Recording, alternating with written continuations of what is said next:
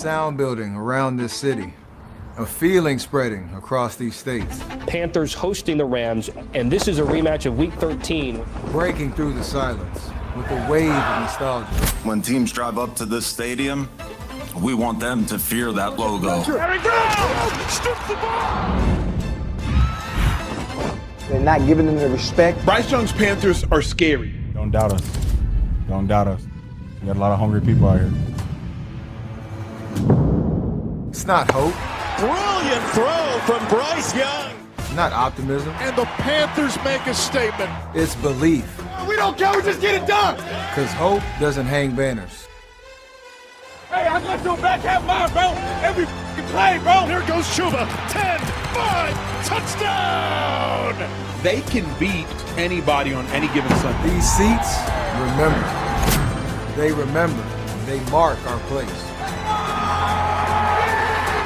Not our place to sit, our place to witness. Witness heart-pounding plays. A one-handed snap. And keep pounding echoes. In a stadium with 75,000 strong, become one voice. It's time to let the league know. When they hear this drum, they shouldn't run. It's too late to hide. Carolina, sound the drum. Three Legion. We are on the verge of the Panthers' first playoff game since 2017. Good evening. Happy Friday night. We appreciate each and every single one of you spending your Friday evenings with the C3 Panthers podcast. We are on the verge of playoff football, and we are going to have one hell of a discussion tonight. If you would like to be a part of the conversation, feel free to join via StreamYard. I have pinned the link to the top of the YouTube chat. Jump in here and let's talk Panther football, baby! The Rams will be here tomorrow at 4:30 to take on our Carolina Panthers. We've beaten them earlier in the season, 31-28. Can the Panthers do it again? Jump in here, damn it. First up, we got the man himself, Panther Pickle. Let's get this out of the way. The Rams are not coming here to take on the Panthers. The Rams are coming to Charlotte tomorrow to get their ass whooped. Woo! Let's go. Right. When they leave Saturday evening, Matthew Stafford's going to have the look in his eye as he's going to tell a teammate privately, I should have retired. This might be the year that I understand I can't do this no more. He started the year with some back pains, Pickle. Let's give him some more back pains at the end of the year. That's what I got to say. Yeah, you know what, boys? What I'm saying is, fuck him up. Fuck him up. Let's get him. Next up, we got my bro, Sigma Panther, back in the building. That's my boy, Christian. What's up, dude? What's up, everyone? I'm looking forward to tomorrow. I want to be excited when I wake up. And I'm going to say what I've been saying for a couple years now. I just expect one fucking thing from this team, and that's to punch him in the fucking mouth and show heart and leave it out on the field. Other than that, I don't have any other expectations. If we give it our all and don't come out on top, I'm cool with that. Of course, I'd want to win, but you can only get the win if you're trying your best and leaving it all on the field. Absolutely. Listen, man, this season has been a tale of two offenses by the Carolina Panthers. To me, so much of our chances tomorrow hinges on which version of the Panthers offense shows up. But listen, man, let me do my final intro. We got the boy, Jake the Snake, back on the free-for-all. Jake, my brother, what's up, dude? Man, I'm doing great. I'm literally smiling right now. I can't stop smiling. I'm so excited for tomorrow. And I know this fan base is going to have the bank rocking tomorrow. There might even be a seismic earthquake tomorrow. Cam Newton's going to be there. So many Panthers legends are going to be there. Fan base is going to be there. And I truly believe we're going to show up tomorrow, and that bank is going to be rocking. I cannot wait. Keep pounding, y'all. Keep pounding. Hit that like button. Hit that subscribe. Hit that notification bell for every single time the C3 Panthers podcast goes live. Gentlemen, like I just said, to me, this is a tale of two offenses. What offense is going to show up on any given Sunday for the Carolina Panthers? Now, the weather isn't going to be the best tomorrow. There's going to be some rain and a little bit of wind. But to me, it's all about, can our defense force Matthew Stafford to turn over the ball, and can Bryce Young take care of the football?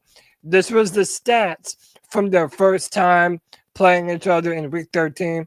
Matthew Stafford, 243 passing yards, 64.3 completion percentage, 2 touchdowns, 3 interceptions, which was the most that he's thrown on the year in a single game, a passer rating of 85.9. And then Bryce Young, 206 yards, 75% completion percentage, 3 touchdowns, 0 interceptions, and a passer rating of 147.1. Shout out to my boy JD in the chat room. He brings up that Robert Hunt will be back in the lineup tomorrow.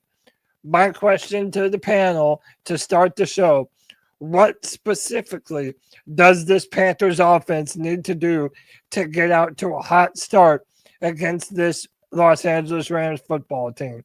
Damn it, it's a free-for-all, boys. Jump on it.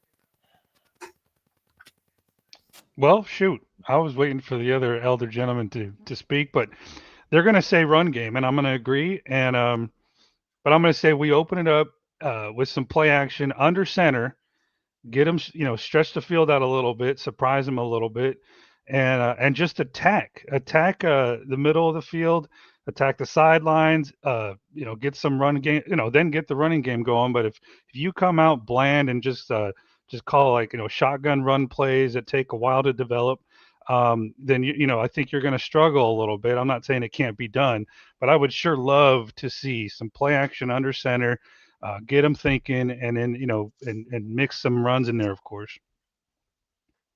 I got to add on to that. I mean, the running game, we definitely got to get it going. I mean, if you look back all the way to week 1, all the way, anytime we had a great offensive drive, it's because we had a great running game going. We had a long, lengthy drive, 5-minute plus, and I mean, that helps out our defense, keeps our offense in a rhythm. I think that is our recipe for success tomorrow, is long, drawn-out drives and getting this run game going.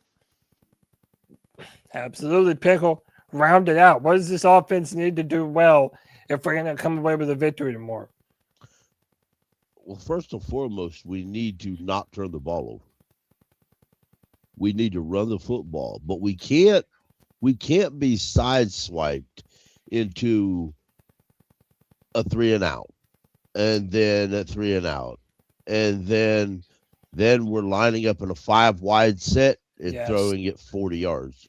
Or lining up or catching ourselves in a 3-and-10, and we're going to throw a short pass to a running back for 2 yards. We got to stop that crap.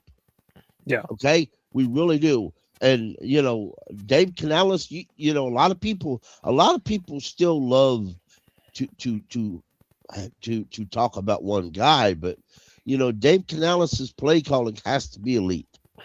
And Bryce's play has to be elite. Our run blockers have to open up holes, because if we can't, for whatever reason, we can't, it may be time to start looking at maybe the scheme's wrong. Well, because, and look, it was easy for the defense to look at those 3 games where we really had great yardage and say, oh, okay, here's how they're doing it. Well, let's just stop it then. And they did. Every team we've took on has lined people up differently and stopped it. I mean, it's not rocket science. Shout out to Duke Thunders real quick. Says, love this team. I'm so hyped we're in the playoffs, but they are about to beat the slobbering dog shit out of us. And dude, look, this is what most of the people in the media feel like, that the Panthers, we're just here because we won the worst division in football, and we're essentially just being courtesy brought to the dance. And look, but to me, I understand why people would think that. But Pickle, you brought up Dave Canales and how he has to play better. You remember the first time we played the Rams? It was the first game after the 49ers. And what did we fail to do against the 49ers? Run the football effectively. Right. And then Dave Canales comes back, and against the Rams, he decides to run it down their throat. We had over 100 yards rushing. To me, if I'm answering my own question, the Panthers need to establish the run. Bryce Young, look, he is what he is. He's had some great performances. He's had some not so great performances. But no matter what Bryce Young shows up, if we are able to run the football effectively against this Rams team, we have a damn good chance of winning, especially with the weather being as inclement as it's supposed to be. These past two performances against Seattle and Tampa, we have not run the ball effectively enough to be a winning football team. That has to change. The Panthers have to get Rico Dowdle going. He needs to look like he looked like to start the season. And Chuba Hubbard needs to look like the Chuba Hubbard of old. This is why Robert Hunt being back in the lineup is such an important thing. We need that big body people mover back in the line, moving folks out the way, opening up some run lanes for these boys to do some dirty work. To me, that is when the Panthers offense is at its most successful. You're right, but and shout out to him, and I appreciate. I'm sure C3 appreciates your $5, and you very well have a right to believe that or feel that way. I don't think we're going to get wallywhopped. I don't. I think that the Rams want to, but Matthew Stafford is 1-8 when he's has to play in bad weather. 1-8. Last year or last time we this played year, him, just like in his career. In his career, I believe in his career. Well, damn. Now he hates bad weather. Probably a good reason why he wanted to leave Detroit. But anyway, well, they play indoors. Well, here's another fact. So, go ahead. But real quick though, Taylor Moton,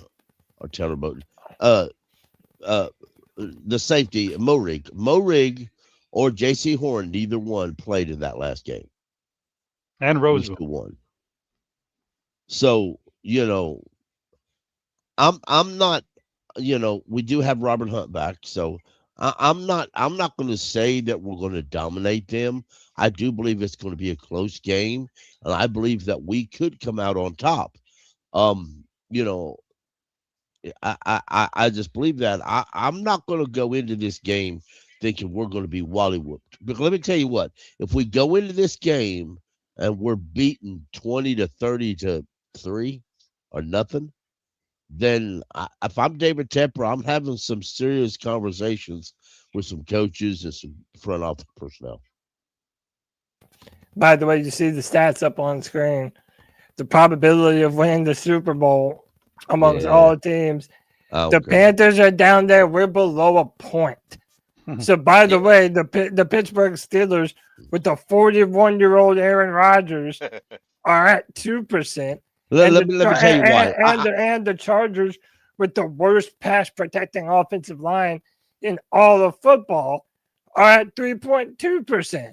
So this shows you what the media and what the odds writ large think about the Carolina Panthers. That's right. I have been saying forever, the best Carolina Panthers are a slept-on Carolina Panthers.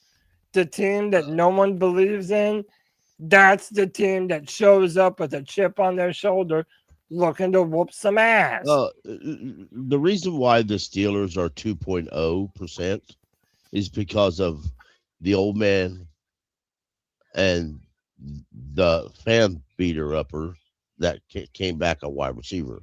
It's not because they're talented. It's not because they're good. Probably it's not because they're great. They will be eliminated I doubt seriously they even put up a touchdown over the Texans. Well, we're gonna do a playoff. It's going to be completely dominated. A little bit later, we're gonna do a playoff predictor. Right, So we're gonna do like who we pick to win each game. But I also think Mike Tomlin, being a long time coach who's never had a losing season, I think that plays into it too. But listen, we are disrespected going into this playoffs. Go ahead, Tomlin said this year he doesn't care. They lost a game to the Browns, and he said we just don't care. And that's what it told me. That fuck Mike Tomlin. Yeah. You know how much? Fuck his career. Damn. Fuck him. Go ahead. Do you know how much more? Like, if we win tomorrow, do you know how much this percentage changes though? Like seriously, though, they got the Rams as the second best odds of winning the Super Bowl. We knock off the Rams, we have to shoot up this list. We have to. Right. Dude, it is crazy to me that both that the Rams and the Seahawks are better statistical chances than the Broncos, who's the 1 seed. But that's kind of wild to me, But if I think Christensen may agree with me, but it's the Panthers' own fault. It's their own fault. Yeah. You come out and you beat the Packers. Don't come out the next week and stink it up. When you beat the Rams, don't come out the very next week and stink it up. One of the was considered one of the worst teams in the division, the Saints. We couldn't figure out how to beat them, not even once. I mean, come on. You know what? We can say rebuilding. We can say, you can look all the tape you want, and you can fight and argue for the next 20 years about whether it was Canales or Bryce or the wide receivers or whoever the flipping fuck you want to blame it on. But bottom line is, them as a team should have played better, and they didn't. They should have coached better. They should have played better, and they didn't.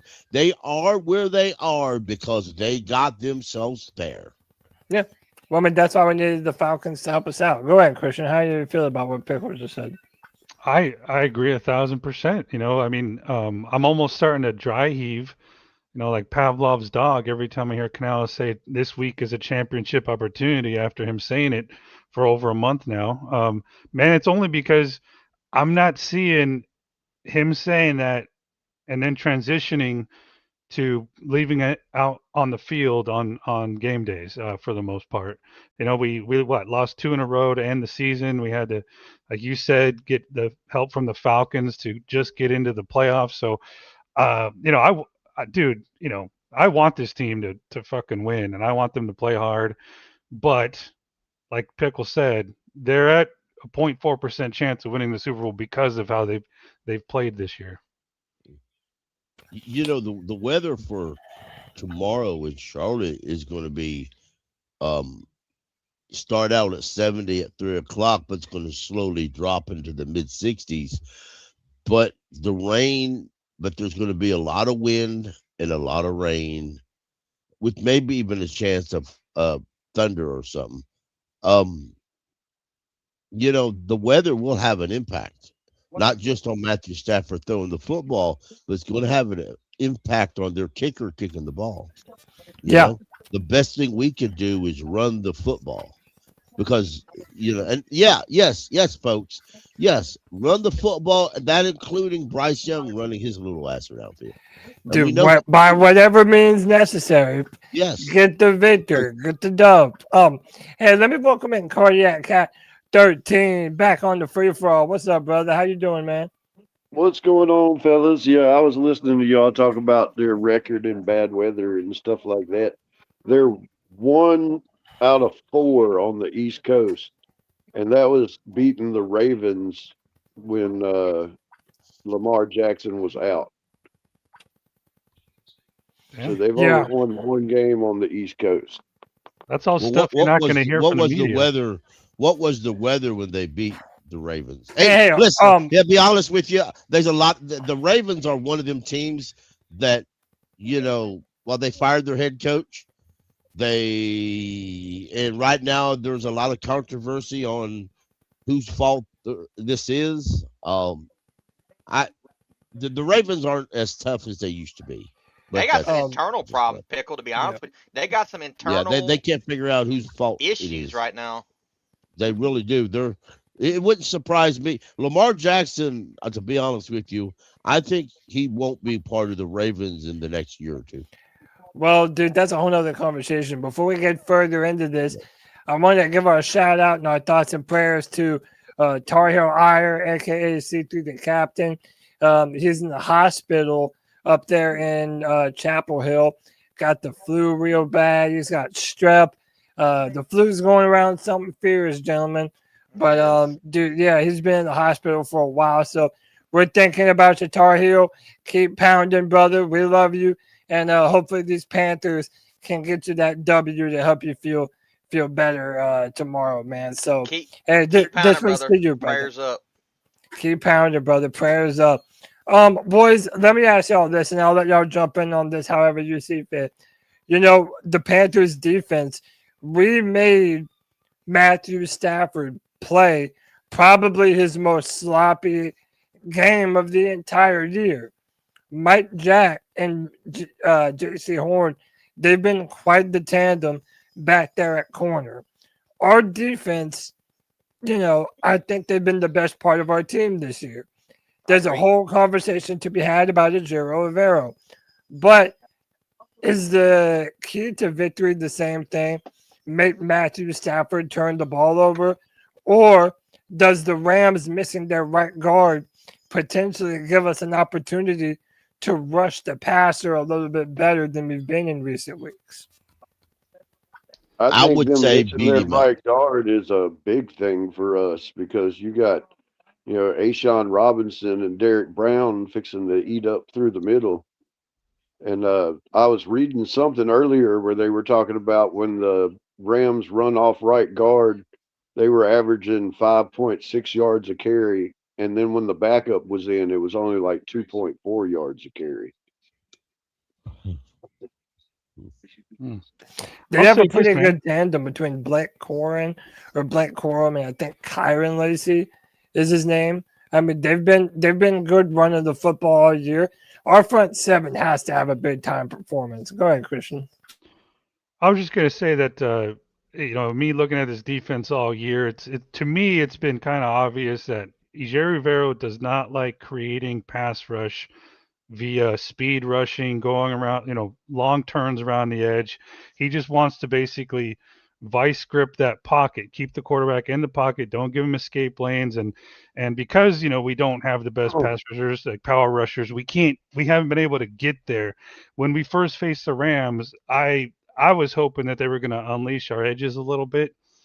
I just don't have hope that they'll do that this week because they didn't against them the first time. But I'd like to see it because Stafford is older. He's not as quick as he used to be. But, I mean, we'll see. I'd love to see it if they kind of unleash the edges a little bit. But, I mean, when was the last time Ejiro Evero kind of let that happen?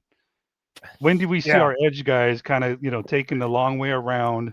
You know, doing the Brian Burns and type of pass. We just don't do it, man. They keep him in the pocket and they just hope that it collapses and our guys can cover. And we've been somewhat successful this year, just not at finally getting at the quarterback. Yeah. Well, I mean, Kyron Williams is the running back's name, by the way.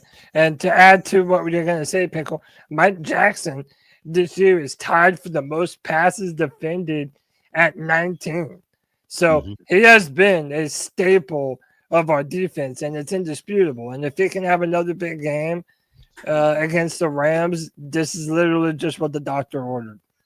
And we didn't have J.C. Horn or Trayvon Moehrig when we were playing against the Rams in Week 13. So we got both of them back on the field too. And Roseboom, I don't think he played. Yeah, that is right. I forgot about that. So we're gonna. Yeah, Roseboom didn't play.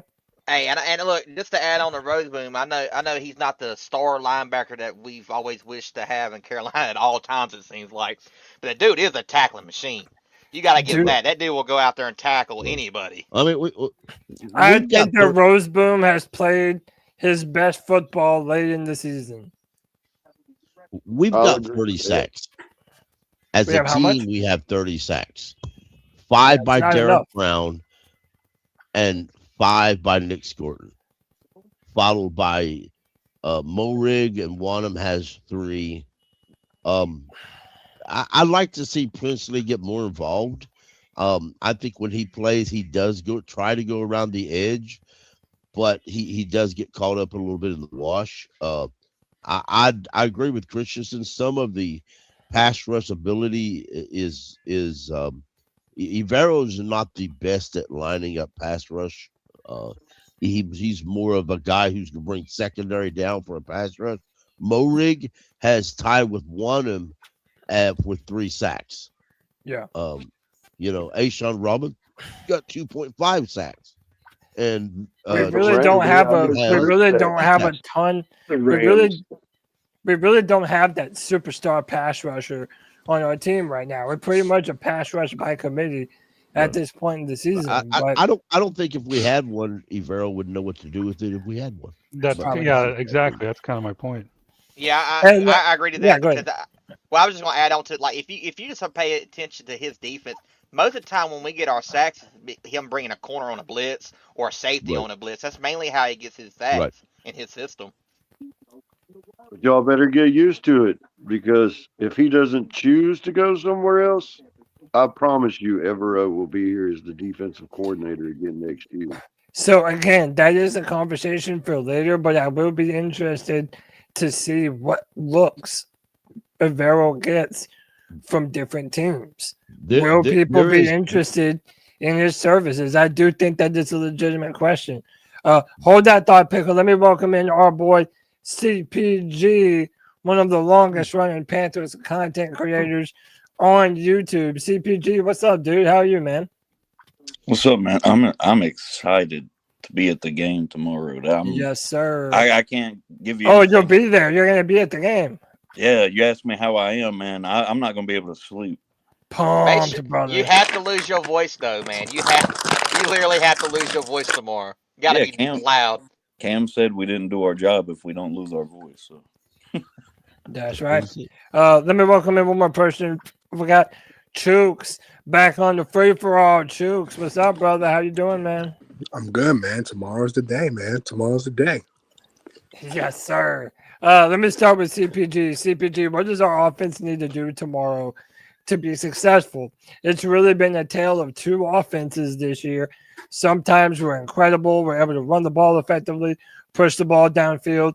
And then other times it's like we just look completely out of sorts.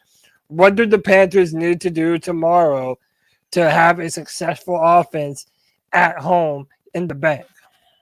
Honestly, I think the common sense answer here is the right answer. I think you stick to what we do well. What do we do the best?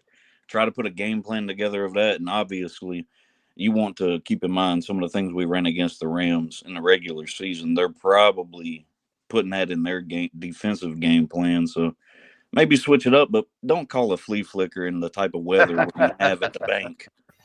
No more flea flickers. Although maybe Canales is the type of maybe Canales is the type of dude to be like, look, man, y'all would have been praising me if it would have worked. So we're gonna do it again. I'm gonna show y'all how it'll work. Hopefully we run the ball considering the weather. But yeah.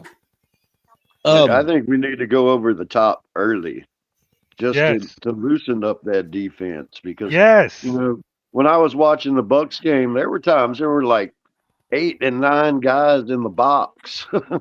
I'm like, you got to have somebody one-on-one if there's 9 guys in the box. I agree, dude. Sorry, Jake, but just to say, like, I want to run.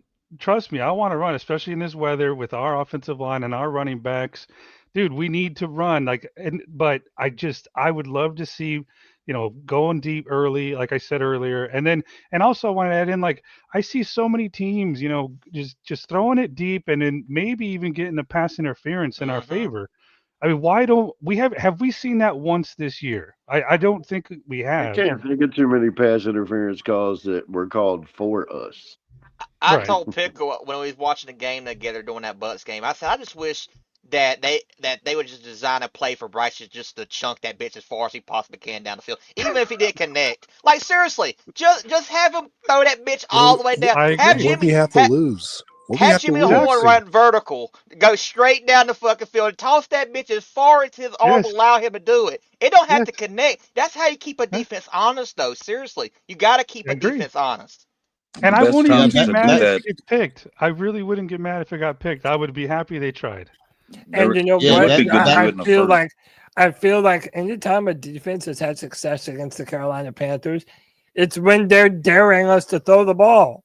So there is some method to that madness. If you have to, if you're going to need to throw the ball in this game, I say early on, you need to get this defense to respect your passing attack if you're going to have any hope of running the football effectively. And if we're at like a 3rd and long and there's nothing open 5 to 10 yards and you got Stonehands XL over there 40 yards away, just chuck it, man. If you get a pick, so what? We're about to punt it anyways. Yeah, I'm so sick and tired of that 5-yard dump down in like 3rd and forever, for it to get caught and then get tackled immediately. Yes. Hopefully, Cleet Blakeman keeps his laundry off the field. Yeah, if he don't, we need to have an accident. Did you hear that report? That we need to accidentally involve the ref in some physical contact that causes him to go to the hospital for a couple Did days. you hear that report that Evero's not a free agent after this year? Yes, that's what I've been wanting to talk about briefly. Let's talk about it. What's the deal? Mike K was talking about comparing the defense between last year's and this year's on Twitter. Several people asked him about Evero's contract status, or who do you think would be a DC next year? Stuff like that. Simple questions. Well, Mike responded and says it's not up. And people responded and said, well, Google, and if you look it up, even Joe Person, the Athletic said it did. And Mike responded again and said, to my knowledge, Evero has years left on his deal. Well, I asked him, and Mike did respond to me privately and say he was looking into that. But then I asked Joe Person, and Joe Person responded and said, from what he's been told inside that building, Evero's contract is not up. But he did when he was hired. So where the hell did we get the information all season that all of us unanimously were working on the thought that this was going to be his final year, no matter what? Where did this come from? I don't know who ran with that. I don't know who ran with let me that. finish, I'll tell you. Because that was the original length of the contract. It was a 3-year deal, was it not? Yes, that's what I'm saying. But Joe said, yeah, he wrote in his own article, it was the original deal was a 3-year deal. Right? Now, we all know that Evero, what we have been told, Evero privately after Reich was fired and that season ended, he wanted out. We know that. Him and his defensive staff wanted out. Tepper said no. Now, I'm going to the assumption that it is possible that Dan Morgan said, no, I will fall on this, and then they weren't going to do it. The very next year, Evero wanted out. Remember, the Rams wanted to bring him in. Several other teams called him and wanted to talk to him about going on their team, and they said no. And then Dan Morgan, when he was hired as GM, he come in and said, and even this past year, and said, it's on me because I didn't build enough talent around him. Now, Joe also said that with assistant coaches and coordinators, teams often will extend them and not tell anybody. If you remember, Evero did not want the original years released from his deal when we signed him, and originally, and his first press conference, a reporter asked him how his contract term is, and he said that's private. So yeah, I mean, this is to me, this is going to be a story to follow. They did re-sign him without our knowledge. Now, right. But I also have a guy named Rumors trying to find some information out for me. So to me, this is one of those things that we're going to have to follow closely. Again, I know the defense was the better part of the team this year, considering offense and defense. But I just don't love Ajero's defense. I don't love the shitty off-man coverage. I don't like the lack of pressure. I don't like dropping your Cody, best pass rusher I on third agree. down. I To me, respect. it's just bullshit. Go ahead, Chooks. And Okay, then I'm gonna I introduce. respect what you're saying, but the stats say that he's improved. Okay, the stats don't lie. He is improved. Dave Canales has I'm willing not to admit improved. that. He has went down. If you want to go by real stats, and Vero held his end of the bargain, Dave Canales did not. Yeah. Yeah, Let me real quick. Let me The welcome Panthers some are people into the 15 are show. mid. What you asked for, Cody, you said you asked for, can this defense be mid? Maybe we can get in the playoffs. Evero did what he was supposed to do, what you He asked did. for. No, he did. And I do think that the free agent signings that we made this offseason, like Trevon Moore and some of the players that we drafted on defense, have gone a long way to help this team. I even get right. No, Derek Brown coming back helped a lot. Derek Brown was a big time piece. Healthy J.C. Horn, True. Even Roseboom. You have to give Roseboom his credit, just like Jake said earlier. Hey, let me welcome in my bro Jonathan Collins back on the free for all. Jonathan, what's up, dude? How you living, man? What's up, guys? I'm doing good. Just excited about tomorrow's game, but also Yes, really sir. nervous. Have I not hear been you, this man. nervous in 8 years? Yeah, about 8 or 9 years, dude. It's been about that long. Tell me what our offense needs to do tomorrow in order to be successful and not be this bipolar team that we've seen basically all year. What do the Panthers need to do to be successful? I mean, I'm not sure if anyone said it yet. I'm sure someone probably has, but we got to run the ball. Like, I cannot imagine we're going to ask Bryce to throw the ball 35 times and, barely eke by on the run game. We have got to be able to run and run effectively for chunk plays to really have a chance in this game. Yeah, no doubt. To me, and I think Robert Hunt being back, dude, that's going to be absolutely perfect for our chances to get a victory tomorrow, both in pass protection and running the football. Like, that's why you made him your highest paid offensive lineman when you paid him. We need this guy very badly right now. Let me welcome in my dude, Poppin', back on the free for all. Pop, we got a playoff game tomorrow, bro. Yeah, we're going to the playoffs. What's happening, everybody? I mean, y'all should be a little excited. It's been so long. I've heard it all from the guys that say, "Oh, we shouldn't be there," to "we didn't earn it," this, that, and other. Man, that was 5 days ago. Let it go. The game is tomorrow, man. We should be excited. We should be pumped. Let go your, you know what I'm saying? I agree. You know what I mean? I didn't like the way the story ended per se. But we're closing that chapter and moving on to tomorrow, because if we win tomorrow, guess what?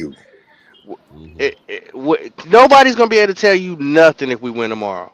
Thank you. Nobody's gonna tell you nothing. And the narrative has been nasty. The narrative has been nasty. We're gonna blow. Yeah. I personally have a list of national media pundits that I'm going to utterly destroy on Sunday. Pete Prisco. As you should, Pickle. As you should. Nobody's going to sit here and talk to you about, well, Atlanta did this and Tampa did that. You're not going to hear nothing. Nobody in the NFL Network is going to talk about that. Pickle. I have a desire to get blocked by 4 different people on Sunday. I hope it happens. Man, I thought I was going to get blocked by the NFL when I was complaining about the referees from last week. The nastiest thing I've seen. My Twitter account got flagged for spam over that. Let me say something. And you know what the nastiest thing is? You may like Bryce, or love Bryce. It doesn't matter. Do you look up Bo Nick's stats and Bryce Young's stats? They're the same. Why does one get hate and one gets love? They're the exact same, Cody. They're the exact same stats. 23 touchdowns, 11 interceptions. Same passer rating. They're the same. The same. I'm not gonna jump in that conversation on the Bryce thing right now today. No, I'm talking about Bo Nick. I mean the Bo Nicks. And I'm not saying, please let's not go down the Bryce Young talk. Yeah, please, Lord. Jake, I'm with you, Jake. I think where I'm at today, and what we got in front of us Yes. is all I'm really worried about. Yes, The I'm saying here. comparisons and Same all here. that stuff. I'm gonna have plenty of time to have discussion with all you guys and others about Bryce Another because day. There you I are. don't think any player name has been spoken about more than anybody than Bryce. But somebody that Absolutely. It's that been I crazy. love that we're gonna talk about is Cam Newton. Cam Newton. Let's I go. mean, what? Cam's coming to the bank. Coming to the bank, baby. That crowd's gonna be crazy. It's gonna be absolutely insane. It's gonna be nasty, man. It's gonna be like I hope they allow him to go speak in the locker room, whether it's halftime. I hope it's in Hey, halftime. Cody, I can get out. I can get out, Cody. All right, yeah, but so listen, I got some more people that want to get in. But listen, if I put you in the background, it's just temporarily, and I'll put you back in. I just want to make sure that everybody gets their chance. And by the way, I see you in the private chat too. So if you have a point that you want to make while you're in the background, just tell me, and I'll put you back in the show. Yeah, but you we can do kick that. me out. Yeah. All right, appreciate you, man. Let me welcome in Matt, man, the Panthers fan. What's up, bro? How you feeling, dude? What's up, guys? Can y'all hear me all right? What's up? Yes, sir. Loud and clear, All right. man. How you doing, Good bro? deal. Hey, man, I'm stoked for this game. Long time waiting to see this happen again. Yes, sir. Somebody's brought it up. Maybe Rule was right. It was a 7-year plan. As sad as it's been, it's taken that damn long. Damn. I don't want to give Matt Rule more Yeah, credit. if so Matt Rule was still I'm here, afraid it would no, be man. like a 17-year plan. Hey, he had to be part of that plan to get out of did it here. start? But did it start over with Matt Rule though? Did the time start over Yeah, after to Matt me, Rule? yes, to me, when you hired David Canales and Dan Morgan, your rebuild went from scratch. You went back to zero. Yeah, Every time that was you the hire reset. a coordinator and coach, it goes to zero. Yeah, I mean, we real did quick, it in 2 years, y'all. let me None welcome of us in. was thinking that. Right. Let 2 me years. welcome in my boy Alex. 814 Panthers, clean shaven on the free for all, brother. What's is up, that? dude? Hey, I what's didn't going on, recognize Cody? Alan. I did not recognize him. That I man know. was 5 years younger. Yeah, I know. I went opposite this time. Usually you rock the playoff beard, and I'm going opposite. I don't know what I was thinking, but Well, yeah, the playoff beard ain't worked in the last 8 years. We might as well try the other way. I'll tell you might what as you well were try the thinking. other way. What you were Exactly. thinking is we start 0-0 in the playoffs, fresh start. Fresh start. There Exactly. you go. No, I'm excited. I'm honestly, guys, happy Friday. I'm really excited for tomorrow. I mean, it can't come quick enough, and I think it's just the crowd's gonna be so hyped, and I just hope that crowd initiates like some sort of like fire under this team, like to get out there and start off quickly, and like just try to like that's gonna just keep the momentum going for the whole game. Like if the team just stalls out, I mean, I'm sure the Rams would love it if they could just silence the crowd early. Now we just got to come out quickly, and I think someone mentioned it. We definitely got to get the run game going tomorrow. It has to happen.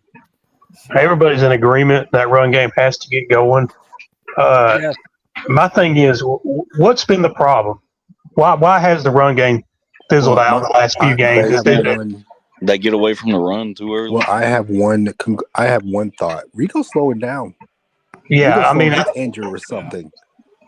Rico is not what he was. There ain't no holes. There is definitely that's some truth to that. There's truth to both. I don't think Rico is running as good as he was, and I don't think this offensive line is getting as much push as they used to. And I think both of those things working in tandem, that's a definite issue. Go ahead, Pop.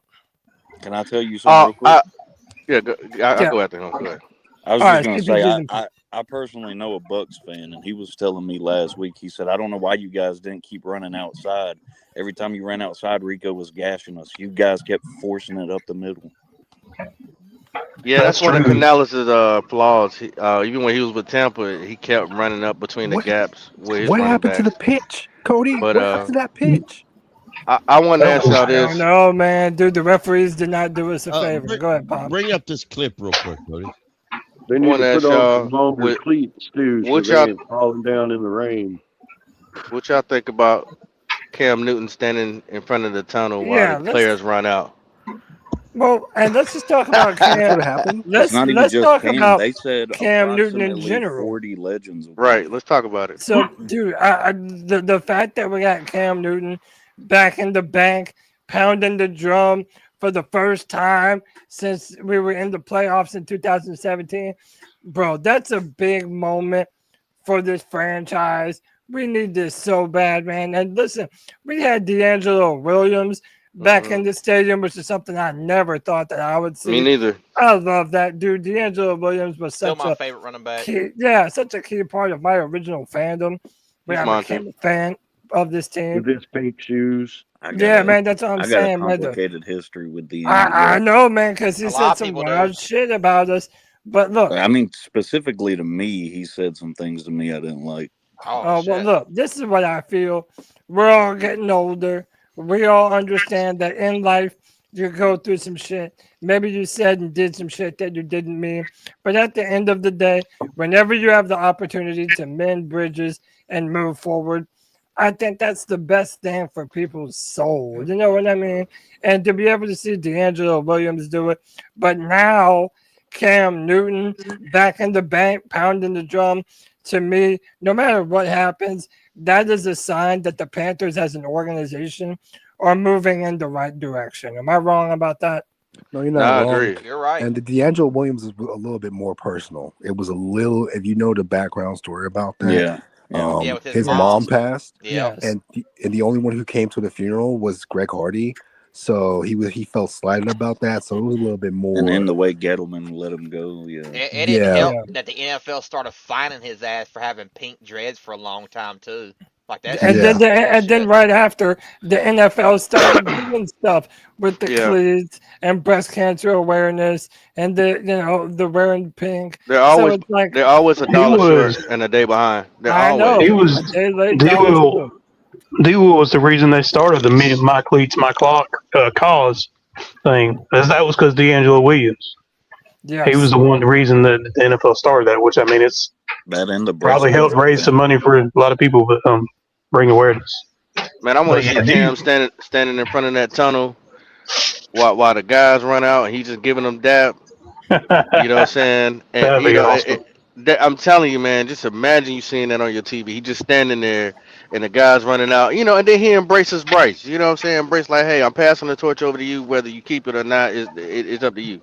But I What do mean y'all think that. he's gonna be wearing though? That's the question. Oh, Panther gear. He's gonna be He wearing gotta Panther be gear. wearing that number one. Oh, he's gonna gotta have that. be He's gonna wearing have that number that. one. Hey man, throw some shoulder pads on him and a helmet. Let him run 4th and 1.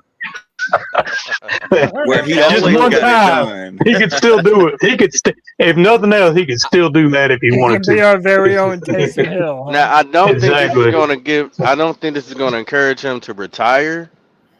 But I think it will show a little bit more of a unity because like my girl AC Claire said, I didn't like Matt Rule how he handled Cam Newton, and I didn't necessarily like exactly how Tepper handled him either, in certain ways. But I know that they mended things of this, that, and other. That you can Google and see him and Tepper took a pictures a couple years ago, because we're a young franchise. You shouldn't try to get rid. Like I know he's with the Steelers, and they got a 2,000-year-old organization, this, that, and other. So y'all got plenty of legends. We're a younger team. We hold on to our legends a little bit more deeper and closer to our heart. This is a young franchise as far as compared to the Steelers.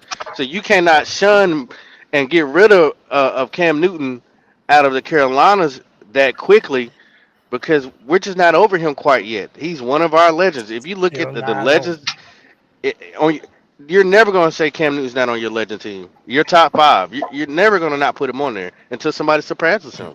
And So I didn't kind of like the way they moved him. Panther ever. He Not still only loves surpass Carolina. him, not only He's gonna be surpass the him, only legend at the game tomorrow too. Olsen gonna be calling it. Keekly's gonna be on the radio. Jake DeLone. Jake DeLone gonna be on there. I imagine Peppers will probably be We're gonna have- around. I mean, Steve I'm sure Smith might Greg. show up. I don't know. He I'm sure probably has Greg's gonna be NFL. somewhere around there. Yeah, Okay, Greg. Bach, Greg Olson's calling it. I'm gonna push Oh back a well, see, little I bit mean that's on you. Cam and Greg like best friends. Hold on. Yeah, I mean, Let come me on. let me push back on that Yeah, statement. I agree, and yeah, please don't man, it's say gonna to be so see him good I'm out there. defending David Tepper. But what are you supposed to let David Tepper do when Matt Rule, you give him all the control, and Matt Rule wants a new quarterback? What are you supposed to do as a new owner, David Tepper? I'm gonna be the meddling owner. No, you can't cut Cam. This is his team. I mean, not his team, but Matt Rule's team. So David Tepper was kind of stuck in the sense where, oh, if I'm a meddle, I'm gonna let my new coach do what he wants to do, or I just meddle and let Cam know Cam's not gonna get cut. Well, how about this? Like that's I I'm defended not David defending him at Tepper. all. I defended David Tepper for even having the balls to bring back Cam Newton in the capacity that he did. I think that took a lot of guts, a lot of courage. But I do want to say this, though. Okay, so Pop, you were talking about Cam, having him, lead them out the tunnel. I love him pounding the drum. But, bro, we need to get the leadership on this team going, bro. I'm not really wanting to see Cam Newton, have to do what he used to do in the past. I want to see He's coming off the Bryce tunnel. assume the mantle. No, I think Papa's sort of putting that out like a hypothetical, really. Yeah, just hypothetical. Yeah, like I want to see Bryce already or does stand in front even of the tunnel. somebody else really step up and get the team going in that leadership fashion that we're gonna need going into a playoff game. And Cody, I'm kind of with you. It's time for this team to create some new legends. We need to stop looking at the past. I mean, and living in the good old days, we need to show. If Bryce goes out there and balls out and wins this game, that there ain't gonna be too many people saying he ain't the man no more. Exactly. I mean, Like, it's just be one game. But it takes time to become a legend. Like you got to give at least a good 5 years to become a legend. And I'm talking about top tier, everything as far as quality. You can't. It's hard to find somebody in the first year just become amazing, like a Patrick Mahomes. That's just or Cam Newton throwing 400 yards his first game. Like that's just hard to find. You know what I mean? So it takes time. I'll tell you who on the current roster should be hyping the team up in the tunnel. Get Derek Brown. As fired up as Derek Brown was after the refs did what they did to us in Tampa, let Derek Brown fire the team up. Let me Derek go, Brown Jake, let me go, Jake, and then Christian. Go ahead, Jake. I was just going to back up a little bit with the Legends thing. I think that's the main problem with our fan base, man. And look, we can look back and that's all fine and dandy, but I hate when we look back too much and we say, oh, well, if we still had this player with us, we'd be winning these games. I don't like that because it's never going to happen. I think we get stuck in the past too damn much. We got to move forward. We're in the future right now. We're in the now, so to speak. But when Derek Brown, I mean, yeah, if there was a guy that I want to be out there marching our team out there, it's Derek Brown. It has to be Derek Brown. I mean, you're talking about a guy. What more reason does he need to get this team fired up? I mean, he got robbed of a Pro Bowl this year. The dude came back from a season-ending injury last year, only played one game. Yeah, that dude. If I want somebody to fire this team up, to lead this team on the field, it's Derek Brown. Jake, That's the guy. Jake, I agree with you with everything. I do. But at the same time, the reason why we bring up guys like these old guys like him, we haven't been in a playoff since he was there. So that's why he gets brought up. Is like we haven't done anything to forget about some of these great guys that. No, I get that. But there's too many people that say, oh, we need to bring Cam Newton back and play right now. That's what I'm getting at. Like we do that too much now, where we're trying to bring. Are people really saying that? That's crazy. Man, Yes, I've definitely heard people say bring him back for a backup. I was in a podcast a few hours ago briefly, and I just dropped out because there's a gentleman in there, and he may be listening. No disrespect, my friend. I know you pop in here some. No disrespect at all. But he brought up this issue that if Bryce don't produce and don't look good, the crowd will start chanting Cam Newton, and then that's going to cause Cam Newton to want to put on a pair of cleats and jump in and become our quarterback again. I'm like, slow that roll, yo. Hey, Pickle, but This ain't no Disney movie. Pickle. That's not something I couldn't hear or see though. And Well, I ain't gonna lie to you. let me tell you what I believe, and I said that in that podcast. Here's what I believe: if the crowd starts booing Bryce, I can. If you listen to Cam Newton's podcast, if you listen to what he says when he's on ESPN about the Panthers, I believe Cam Newton would turn around and walk out of that stadium in disgust. Cam Newton has never disrespected these players. He's never disrespected. He may question him like the video that I know Cody has where Cam Newton's saying what the crowd needs to do. And that's a popular video, but people stop it halfway through because they don't want to hear the rest. Crowd needs to break the bank. There needs to be concrete what he falling also off that says, shit. I'm going to be in all the that, crowd, and I don't he think we're going says, to boo but Bryce, bro. he says Bryce Young and Dave Canales need to make sure that you give, and he said, and Rico, you need to make sure that you give that crowd something to cheer for. And that's By what the I'm way, saying, Cam Pickle, Newton. Pickle. Real quick, Jukes, Cam Newton. He will be. If you think Cam Newton's going to come back and be his old self. Cam Newton will be live doing the 4th and 1 show tomorrow from the Roaring Riot tailgate at 12:30 p.m. So look, man, Cam Newton is living his best life as an analyst, causing drama on the internet, but also providing some good insight into playing quarterback in the NFL. And I think that he's done a good job at that. He did call Bryce Young a game manager. His words, not mine. Just But look at that list, Cody. Look at that whole list. But he called Bo Nix a game manager. He called a bunch of players a game he called manager. Justin Herbert a game manager. Yeah, he called Drake May a game manager. Yeah, Drake May a game manager. I mean, that's the only players that he called Josh Allen. The game changer was Josh Allen and Matthew Stafford. And he's not wrong. He's absolutely not wrong. You think Drake May is a game manager? I don't think he's a game changer. I don't think that Justin Herbert is a game manager. I think Justin Herbert can win you a fucking game. I think they are game managers, but I mean, Cody, my thing is this: everyone has to do their job, like Cam said. Everyone has got this defense in the mid. Dave Canales is, whether you like it or not. I know people who says that, hey, let Dave Canales get his own QB if you don't like Bryce.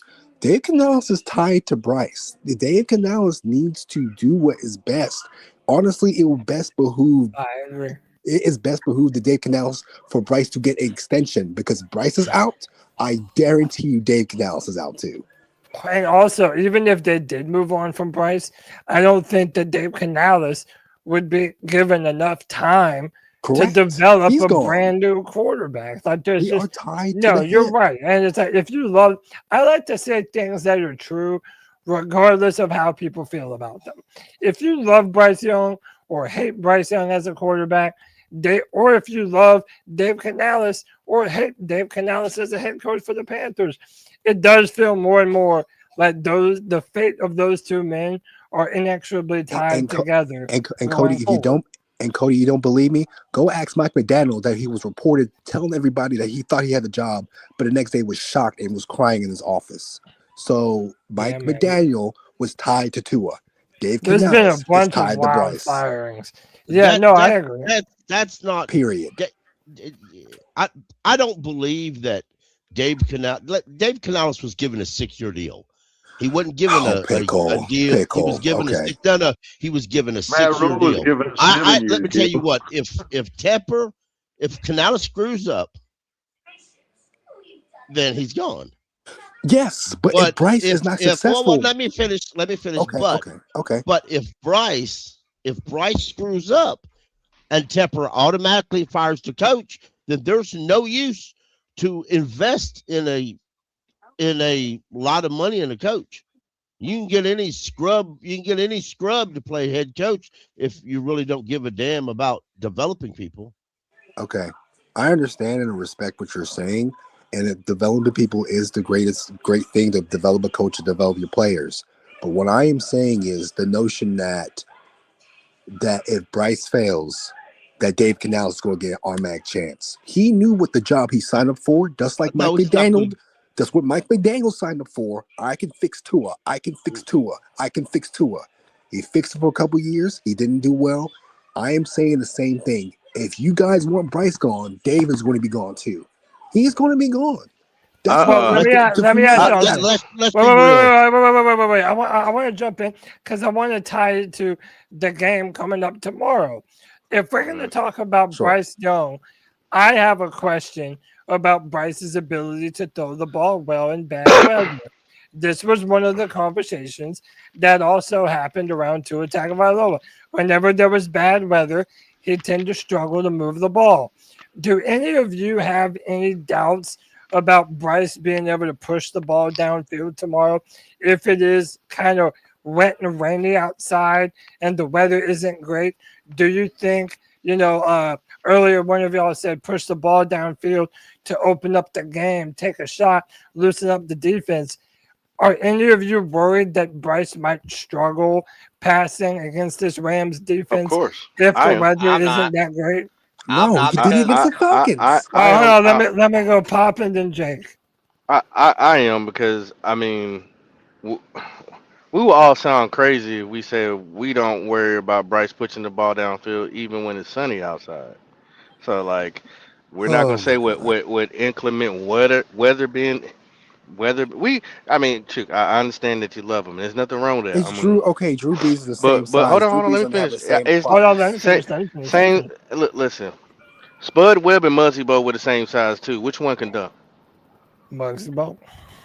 Spud was the only one that could dunk. So let's. Every Muggsy man is not. cannot That's what I said. Right. So let's not. Basketball, bro. Yeah, let's not. Okay, we'll do another one. Is Kyler Murray and Bryce Young are the same height? Yeah. Are they equal with arm and physical and physicality? No. All right, so let's stop. Murray's So got a cannon for a little he's got bit. and he played baseball. So and he can run his ass off when he's healthy. So let's stop trying to make all men equal. That's the reason why we got a Cam Newton. He's not equal. No. Prisco said that he was standing on his tippy toes. Drew Brees isn't standing on his tippy toes. Well, we're gonna play that. Hold on, let Pop finish. Prisco was an idiot. He was born an idiot. Let me let Pop finish, and then I'm gonna let Jake go after Pop. I'm saying, every player is not created equal. It doesn't matter if you want to sit here and say they were the same size, this, that, and other. One thing about Drew Brees, he was very, very accurate. And he will still throw the ball downfield. I think he was more physical, had more physical capabilities as far as his arm talent. Bryce Young, to me, in my opinion, which you can, argue with it or not, I worry about him throwing the ball down the field even when it's nice outside. So we're gonna say we don't take weather into consideration. I don't know. I don't know what we're saying. I just think. Yeah. No, let me go, Jake, and then Alex. I was gonna add on to what Pop said. I'll tell you the reason why I'm not worried about it, because like Pop just said about he was worried about it doing a great weather. Well, we don't throw the ball downfield any damn ways, regardless of the weather. 20-yard pass within 20 yards is mostly our passes anyways, and then we'll once in a blue moon we'll get a deep shot. I'm not worried about it for the simple fact that we throw the ball within 20 yards of the line of scrimmage anyways. So what is one thing that Bryce Young is really good at? He's accurate with the football. Only thing we have to worry about is him taking care of the football. Jake. Well, he can do that. Okay, then Dave Canales is fired then, because if you don't call play call. Let me let Alex go, and then I'm gonna open it up. Y'all gonna have to fight for the mic. Go ahead, Alex. Real quick. Like you guys all brought up good points. At the end of the day, we just gotta hope that the best Bryce comes out, because even the game against the Rams last time, it was raining. He threw for 206, 3 touchdowns. And he threw for 266 against the Bucs, pouring rain out. So to me, throwing the football is not so much on can Bryce make the throw. A lot of it is scheming up guys to get open. A lot of it is guys, receivers in itself getting open. There's so many things that could play factors to, you know, when you're looking at the stat sheet. So, yes, does Bryce have the biggest arm? No, I think we all know that he doesn't have the biggest arm talent.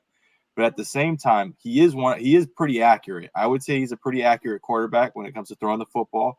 And I don't want to make injuries an excuse. What does the number say? Well, I don't want to make injuries an excuse, but also his ankle, he's been playing with a high ankle all year. And that's not easy it's not easy when you're driving that back. That's your back foot. So you're driving that football with that right foot. It's tough. It's tough. So, I mean, I don't want to use that as an excuse, but there are times where I think Canales needs to open up the playbook and be like, let's take a deep shot. Let's throw the ball down the field. The defense needs to respect that we could get it down the field at least a few times tomorrow. And it don't got to be like a 50-yard bomb. I mean, you know, right. Both the touchdowns he threw against the Rams were like 25 yards in the air, but they were as soon as Coker and McMillan came open. That one McMillan touchdown, Bryce stood in the pocket for a while. In this comment right here, what do you mean? Yeah, well, let me read the. I'm gonna let Pickle go. Let me read the super chat first. Shout out to our boy Kyle. Says BY9 can't beat the Rams with his arm. Shake my head. If Rico doesn't ball, if defense doesn't ball. So there are some people that are kind of doubting, but that is true, Alex. Bryce Young, he did pass the ball against the Rams, and the weather wasn't necessarily the greatest that game either. Go ahead, Pickle. So y'all are sitting here telling me, and whether you realize it or not, this is the way it's coming out. You're telling me that when Canales calls a play and he got three wide receivers on the field, one wide receiver, it says 3 and 10, for example. One wide receiver runs a 5-yard, the other runs a 15-yard, the other runs a 20-yard. You're telling me that Bryce automatically throws it to the 5-yard guy because Dave Canales in the mic tells him to throw it there? I mean, listen, I love Bryce too. I like Bryce too. I defend him all over Twitter. But let's be real. Let's put the money where the mouth is. Bryce has to take those deep shots. One of the reasons I don't think Xavier Leggett's going to be active tomorrow because Bryce doesn't want to throw him the ball. And I believe that's why Coker's been eliminated to number 2. I mean, you've got to slow your roll, and with making up excuses on what Dave Canales has got to open. How do you listen? Dave Canales has a reason he ain't up the playbook. Because listen, it's like okay. Some of y'all got your kids. Let me use this as an example, right? You tell your child you can stay up till 8 o'clock. So say hypothetically they go to bed at 8. You tell them they can stay up till 8:30. Well, that come 8:30 they throw a hissy fit and want to stay till 9. You say no, 8:30. Well, the next morning they can't get out of bed and you have to fight like hell. What you're going to do the next day, you're going to say no, you go to bed at 8. If Bryce or the offense can't handle the simple calls, what makes you think they're going to handle the big calls? Bryce has only handled a big game or throwed it to where everybody can be impressed one time this year. And that was against the pathetic Falcons. Well, I'm glad you said and the offense, Pickle, because the offensive line is a part of it too. You got to have time. I got you. You're right, but time. Again, the conversation about Dave Canales, you all didn't include the offensive line in the Dave Canales. Listen, we're in the playoffs at the end of the day, man. The Buccaneers won the Super Bowl with Brad Johnson at quarterback. I think as long as we do our job, we'll be all right. Yeah, but by the way, that's why I said has to take responsibility. I'm going to say this, and I'm going to introduce Surfside. That's why I said, Bryce, dude, I think Bryce can make some plays tomorrow. But to me, I need Bryce to take care of the football more than anything. I think that if we're going to be highly successful tomorrow, we have to be able to run the ball effectively.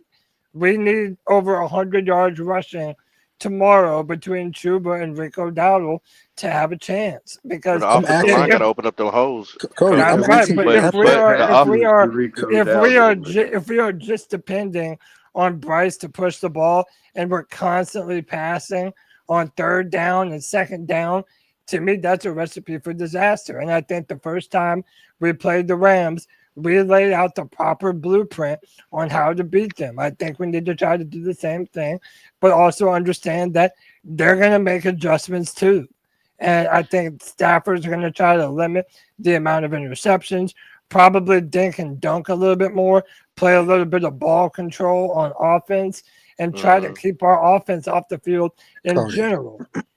Look, yeah, we don't have a offensive line problem when it comes to passing because this is the least sack Bryce has ever been, 27 sacks. True. His first year was 62. Second year was 29, and this year is 27. Their pass blocking has been really good. It's the running game that's been sucky lately, and that's probably because of injuries and things of that nature. With Corbett coming in and out. What's our other center? I can't think of his name. K Mays. Which K Mays, who I prefer.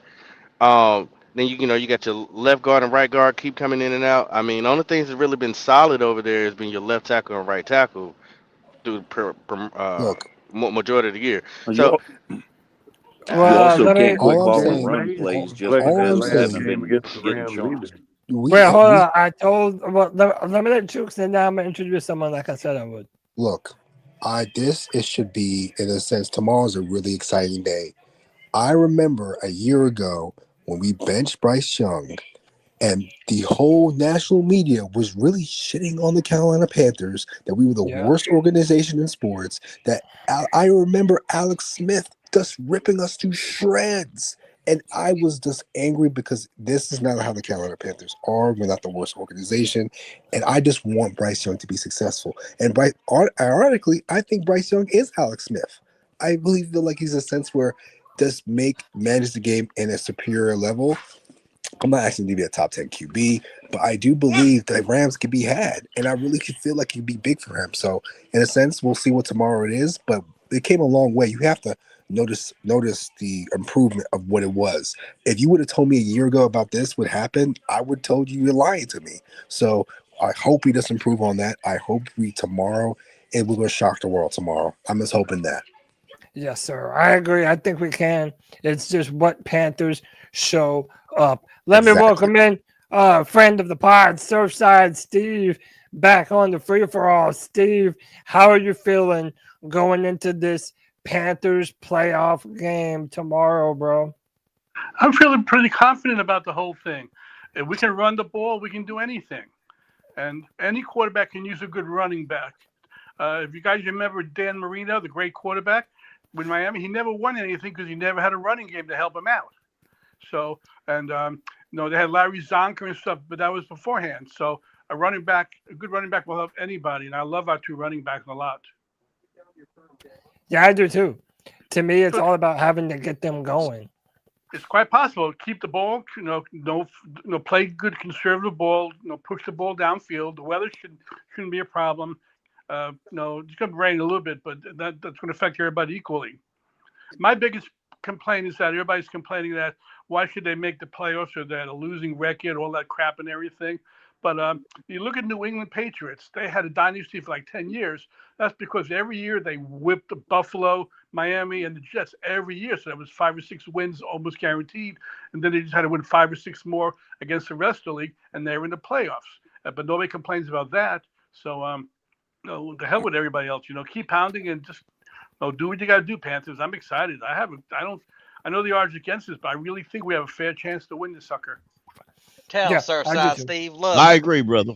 Y'all know the Rams are walking into a I'm an old guy. I go back to the old dangerous games and atmosphere. stuff, The Rams are coming into a dangerous atmosphere tomorrow. Go ahead and say that again. Yeah, the Rams are coming into a dangerous we'll see what happens with Bryce. We've got 2 more years with him and stuff, and we can always sign a veteran one day we need to and everything. So I mean that's all fluid, but we have 1 or 2 more years at a cheap contract. So let's see how it plays out. Everybody's panicking so much. Take it easy. And stop picking on Leggett so much, please. Give Leggett a little grace. Thank you.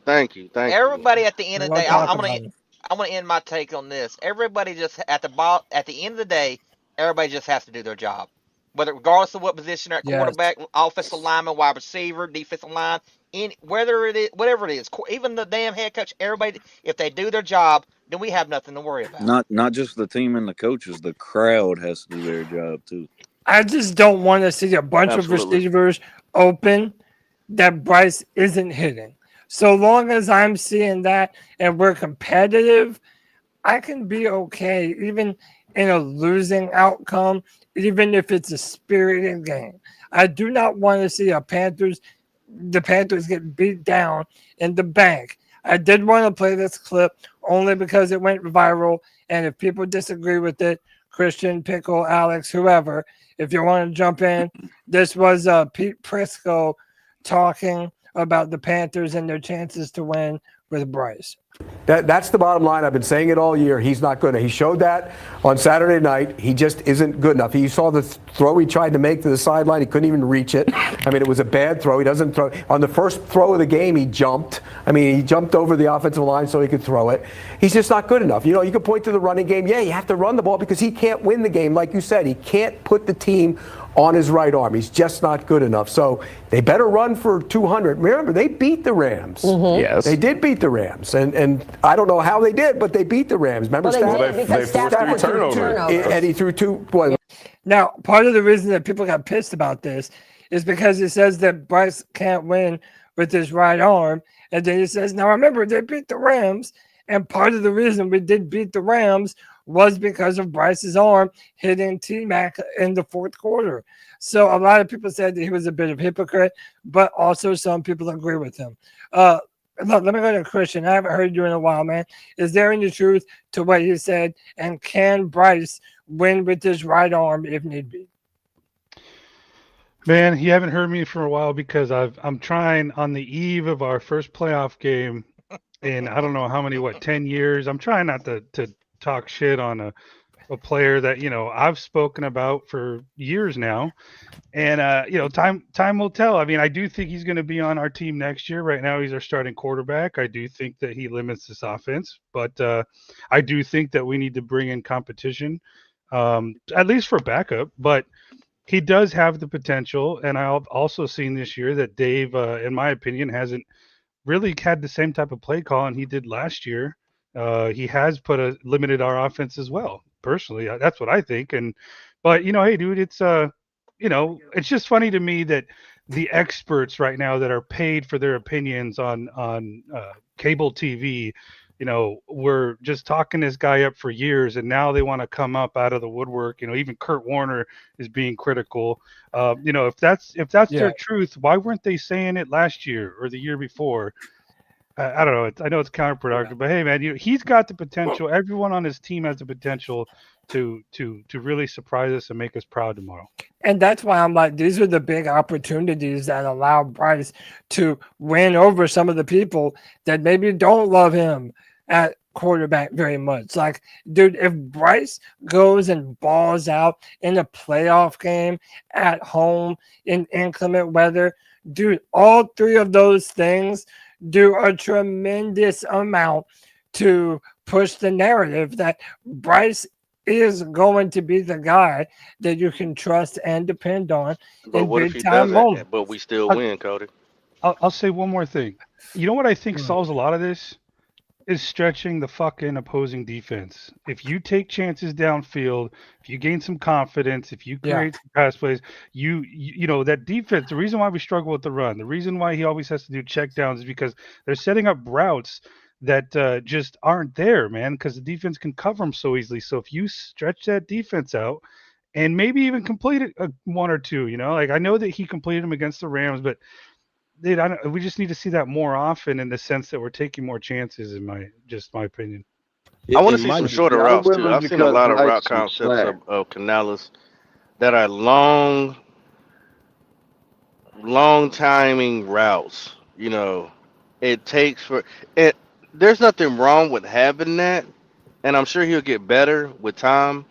But when you got a player like a Jimmy Horn who you can just have streaking across the middle to the left for a slant, you can still have your running back go to the opposite side and a flex that you could dump off to if you need to, and still have a Coker and a T-Mac take the top off. Like, why don't you call those type of route concepts to me that gives Bryce a little bit more option to throw to? I when I see him call some of the plays, it is 3 wideouts going 15, 20 yards, and one might be at 15, the other one might be at 20, the other one might be 25. And I'm like, why are you calling such these? Everybody's going on a long route. It doesn't make sense to me. And who else used to call plays like that for the Carolina Panthers? Frank Reich. Yeah. Frank Reich would have, he would do the most dumbest thing. He would have four wide receivers doing comebacks. What are you doing? I just want them to put Bryce under center. Like, really, just put him under center. I think that helps him a ton. I think that's what the New Orleans Saints did with Drew Brees a ton. And I just feel that would help him out tremendously. But Austin Corbett stepping on his ankle. Yeah, but Pop, you said what if we Pop, you said what if we win, but Bryce doesn't look good. So what kind of scenario are you even talking about with that? Like, if we just run the ball down their throat all game and Bryce has some misses, or what scenario? Then you're gonna have people saying the opposite of what you were saying about him not being a guy. Like, I mean, you know where I stand on it, but I don't try to bash him. You know what I'm saying? Like, that's just not where I'm at. As far as, because I he's talked about so much, and I love so many different players in the game, but I know the quarterback is the most important piece to the whole thing. But even if you place him under the center, right? What I don't like that Canales does is that he places him on the center, and he has the quarterback turn his whole back to against the defense. So by the time because Bryce doesn't have the urgency, he doesn't turn around very fast, even though he's a smaller quarterback. It takes him so long to play action, then turn around, and then try to find his man. The guys are already on Bryce. Stop turning his back to the defense, man. Let him do a 3-step drop and dump it off. Get it out quick. Yeah. No, I'm not mad at that at all. I'm willing to cut Bryce some slack. All right, so his first year was a wash. You know, that whole fucking rookie season, that was just a terrible year. Last year, I think we can pretty much all agree we had the NFL's worst roster. You know, yeah, we were playing with backups to our backups and stealing people off of practice squads to be our starters. I mean, that's literally the reason, Cardiac, why they let Avero come back. Because we were missing so many players like Derek Brown that they were like, so what if we gave up the most points on defense in NFL history? We didn't have the players to field a competent football team. So there's definitely some truth to that. But I do agree. I think our offense is so back and forth this year because all of our skill players are young. You know, what, 2 years experience for most of them? The rookie Outside class of our running helped backs? a lot. I mean, David Moore was our most experienced receiver. He's been gone all year.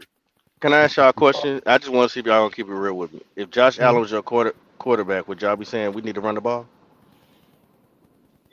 Yes. Not as much.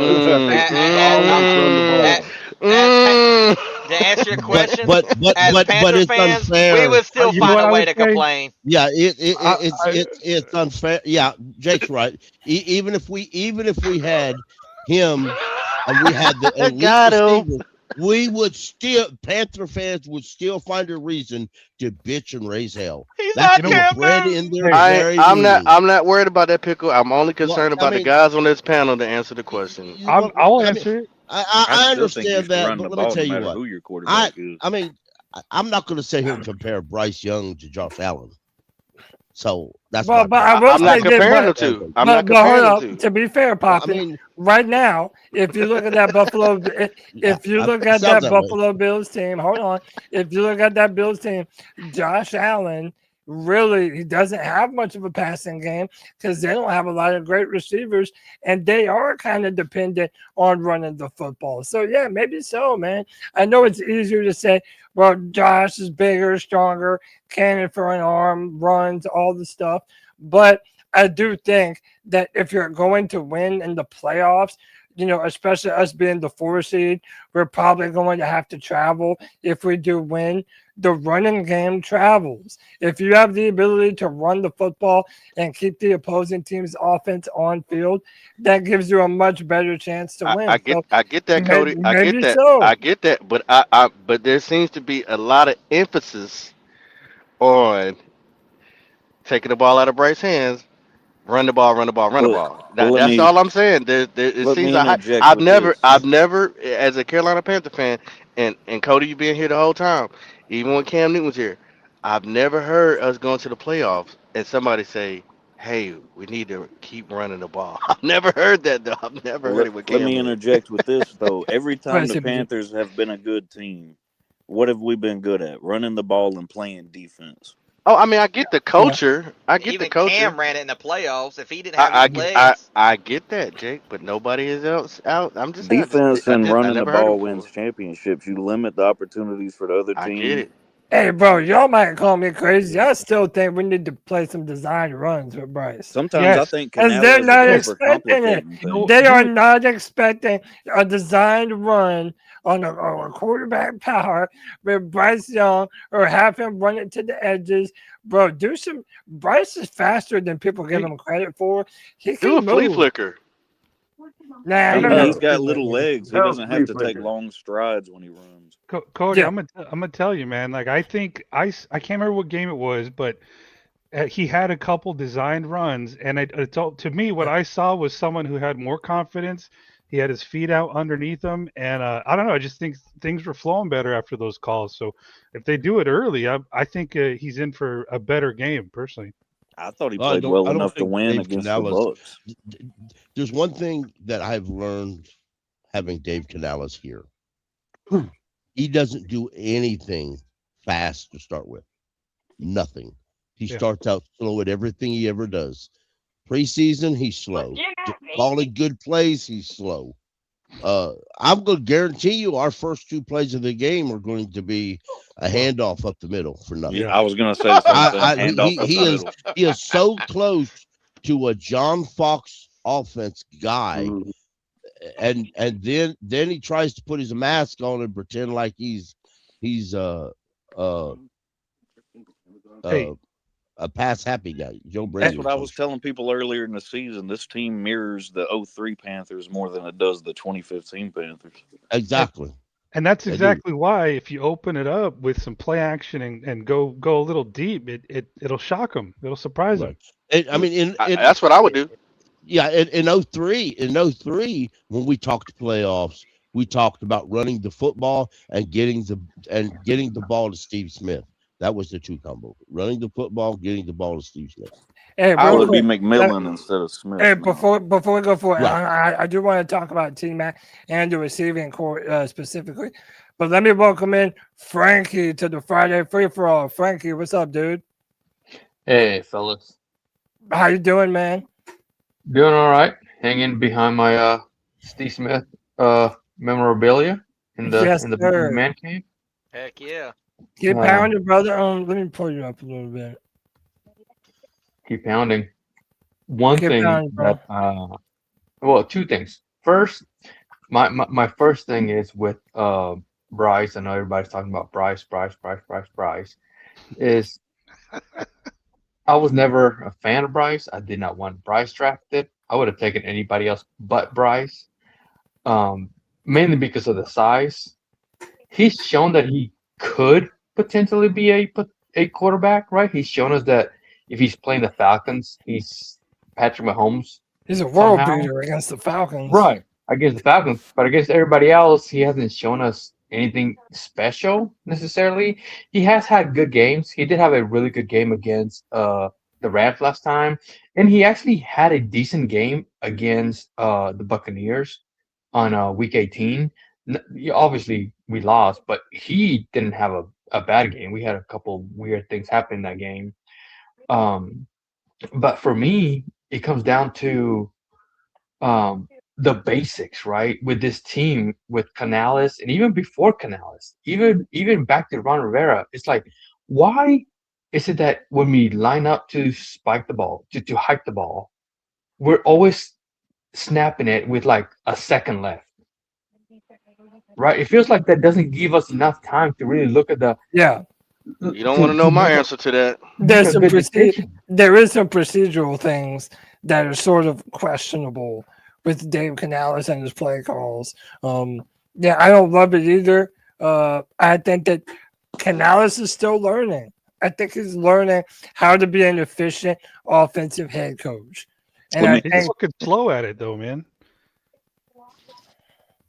Yeah. Go ahead, CBG. Let me ask you guys something. Why is it, since at least Ron Rivera, because I don't remember it being a problem with John Fox, but why is it since Ron Rivera, all of our head coaches get to play, we're snapping the ball with like 2 seconds or less all the time? Yep. Like every they time. Can't look up and see the play clock on the jumbotron or the ribbon boards. Yeah, then maybe don't they Tepper needs to put a practice? clock on the field behind. Right? the Don't they practice to get the play in quick? Like, I don't understand that. It really doesn't make a lot of sense to me. You know what Canales' answer to that would be? What? Oh yeah, we're looking into it. He's fucking Even slow. during like a 2-minute situation, if you look at the Buccaneers game, they were taking so long to snap the ball during the 2-minute play. And Bryce is making checks with like 3 seconds on the play. Yeah, and we're making check down plays. It's like, guys, you got to at least move it down the field. If not, get to at least the first down marker. The wide receivers are getting to the first down marker, but I think sometimes Bryce plays it a little bit too safe. You have to get, y'all know this, right? That we have the tallest wide receiver group in the NFL. Yeah, between the guy and teammate. Bruh, and Coker, and you have, so you're not even giving, like, to build confidence with and continuity with each other. You have the tallest wide receivers. Throw the jump ball. Give them a chance. Go ahead, Jake. No, I was going to say what sucks about breaking the huddle and getting up to the line of scrimmage for a quarterback is they're not able to read the defense like they want to. I mean, people was joking about Phillip Rivers being back, but if you saw Phillip Rivers, he was breaking that huddle, getting in line with 15 seconds left on the clock to read the defense. He was changing the line and all that shit. I love a quarterback that's able to do that, but hell, by the time Bryce Young's already break the huddle, like it's 5 seconds left on the clock, he has to do a hurry snap. He can't even look at the defense. I'm sick and tired of that too. I really am. But don't Bryce control that? Like, doesn't he control? All right, let's hurry up. Well, they're supposed, let's go. To cut It also depends on how. It also depends on how long is it taking him to get the play in. Like, the coach is talking to him, so if he don't get the play in, it's not all on Bryce Young to get to the coordinator is supposed to be telling him to play right after the whistle blows from the last play. Yeah, I mean, I don't know how hard it is to snap the ball on a running play. I don't know. Yeah. Well, I mean, if Bryce don't know it's a running play, then he can't really. I mean, he could go hurry up to the offensive line, but then he's going to stand there for however long it takes Dave Canales to figure out what he's going to do for the next play. That's why a lot of this is Dave Canales was never ready to be a head coach because he can't hurry up from one play to the next play. He himself has said he has to hurry up and do this, but it's kind of like he always says that. And then you better get ready because we're here now. Dave Canales got us to the playoffs. Yeah, that's the truth. And listen, but this is where I'm at. This is where I'm at on Canales. I want to be fair. Like, there are times where, I've questioned the play calling. I don't love how long it takes to get the play call in. I don't like the flickers at that right time. I don't like how when he chooses the worst moments to be not aggressive and then the worst moments to be aggressive. But I also don't think that he's the worst either. And I also think that there have been games where the play call has been perfect, but the team didn't execute. Either Bryce didn't hit the receiver, or the receiver ran the wrong route, or someone didn't block properly. To me, a lot of that is just not executing properly when the play call was fine. And I understand that execution is also a part of the head coach's job. But from year to year, I mean, the fact that we are in the playoffs in Dave Canales' second year with how much we had to rebuild, how many players we had to bring in, the amount of rookies that are on the team this year that are playing meaningful snaps for us. Like, I don't want it to be glossed over just how much of a tall order that was for Dave Canales. And I do think, turnaround for sure, and I do think that he deserves a ton of credit for that. And I think that sometimes we harp too much on some of the negative shit when Canales has really done a good job bringing us to this point. Hey, Cody, he's my coach. This is the most progress Cody. we've made in years, man. We got to enjoy it. Yeah, Hey, Cody, as a Latino, I love that Dave Canales has us in a situation, right? Ron Rivera's had us in a situation. We have that similar to this. Latino legacy, brother. Let's go. But my question is, how much freedom does Bryce have in the offense to audible out of plays? Because even Bryce was wondering why we called the flea flicker on the situation. I don't think right? he has I don't think that was a flea flicker. I don't think that was a flea flicker. There was nobody breaking downfield. I think Bryce is one of those players where he's not going to challenge the coach. Canales said in the post-game that press conference that it was a flea flicker. So do you think if Canales called a flea flicker, stupid. could Bryce change the play? Bryce is one of those players that whatever the coach says he's going to do, man. I mean, what is Bryce's ability to change the play at the line? Like, how much confidence are they giving him? I do see Bryce calling audibles and changing protections. Now, I don't know how much freedom that really gives him to actually like change plays at the line, but I do see him doing it. That's a great question, though, for real. Yeah, but it is a good question to know just exactly how much power Bryce has over the play call at any given time. I don't think it can be much because Bryce is, you can tell by watching Bryce and including during that flea flicker play, there's a lot of plays Bryce don't like. You know, it's like several times I've seen him when it's like 3 or it's like 4 and 5 or 3 and 7 or something. Bryce would go to the line, and you can tell just by his body language that he doesn't really like to play, and then you hand it off for like 2 yards, you know, and you get 2 yards. You know, there's a lot of times if you look, you can see that. I don't think Bryce has very little ability to change and play at the line of scrimmage. I don't believe that. I don't believe he has any. Maybe to call protection plays. Certain situations, maybe he can go from a pass to a run, but it's also his second year in this offense, so yeah. So and I'm sure he's given an audible play that he has in his back pocket that he can use, like, hey, in case of emergency, call this.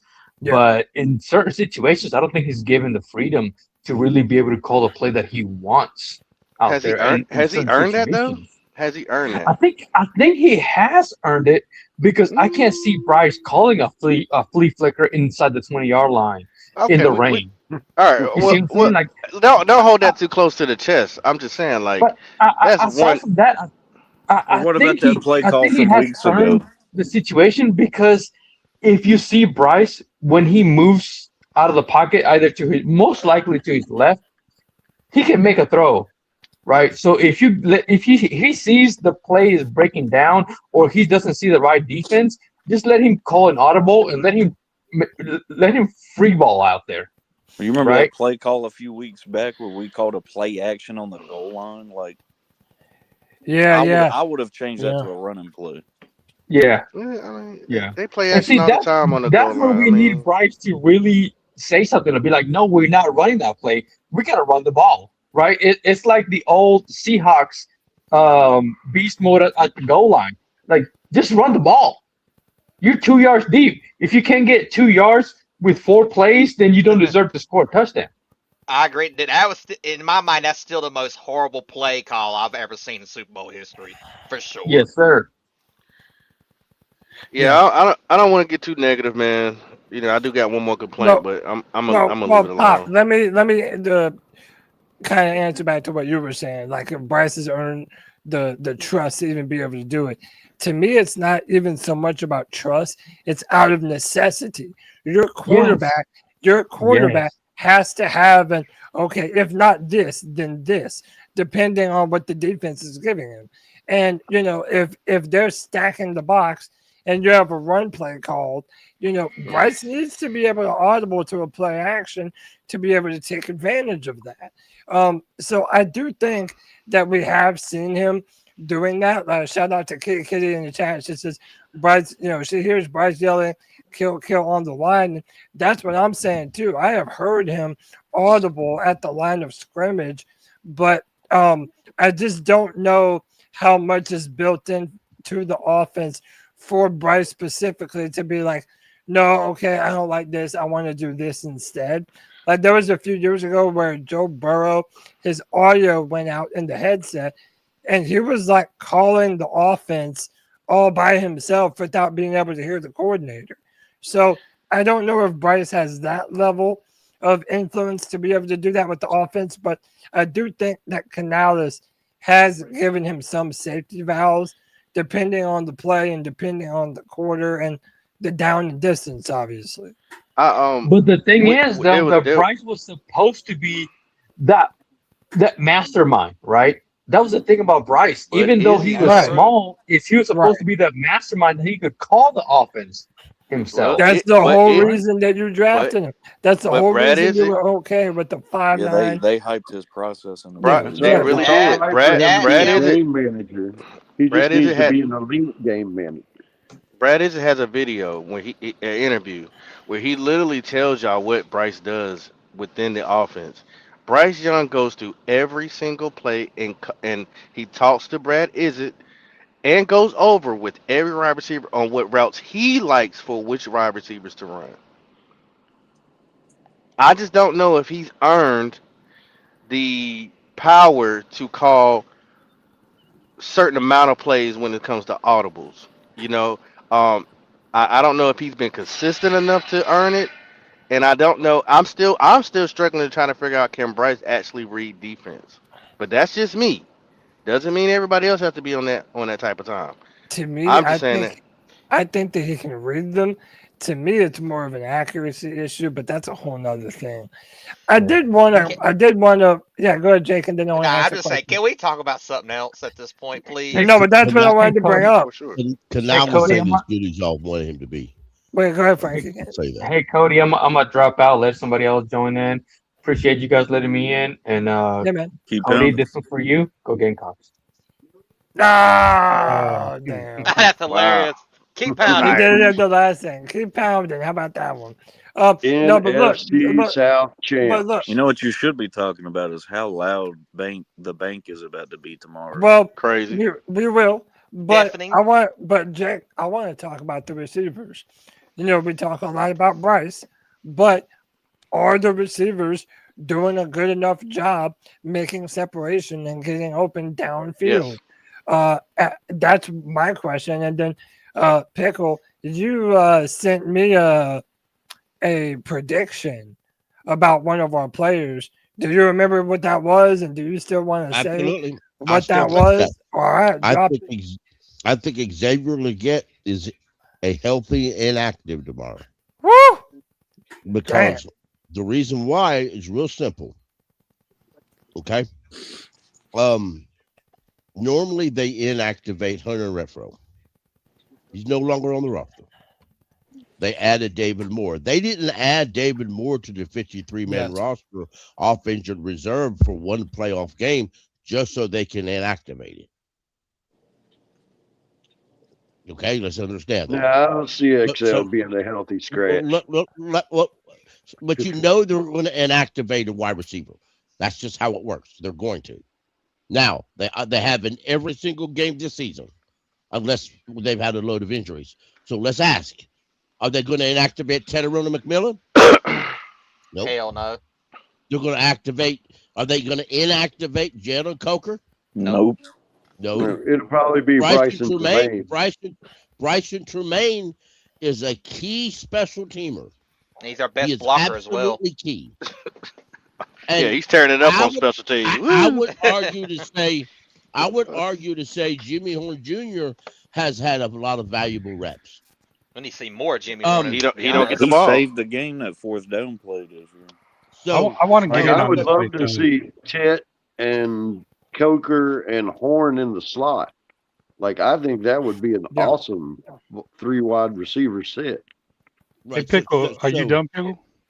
No. So let me just say, if you're going to take David Moore, Bryson Tremaine, Jimmy Horn Jr., Coker, XL, and T-Mac, who gets inactive? I've heard Bryson a lot of Tremaine. people saying. Here's the deal. Saying XL. Here's the deal. XL, every single game, he has seen his snap count. He's inactive. Drop. Or he's not inactive. Yeah, he's not inactive, but they are reducing. They're reducing the amount of snaps that he has, and they're upping 9% of the snaps. They're also upping the amount of snaps that Jimmy Horn Jr. has. So, I mean, to me, there is some element of I really don't know how much the offense trusts XL at this point. I do think he has been sort of disappointing this year. And to me, you might say maybe he doesn't have chemistry with Bryce, but maybe he's not catching the ball well. Maybe he's inconsistent. Christian, what do you think?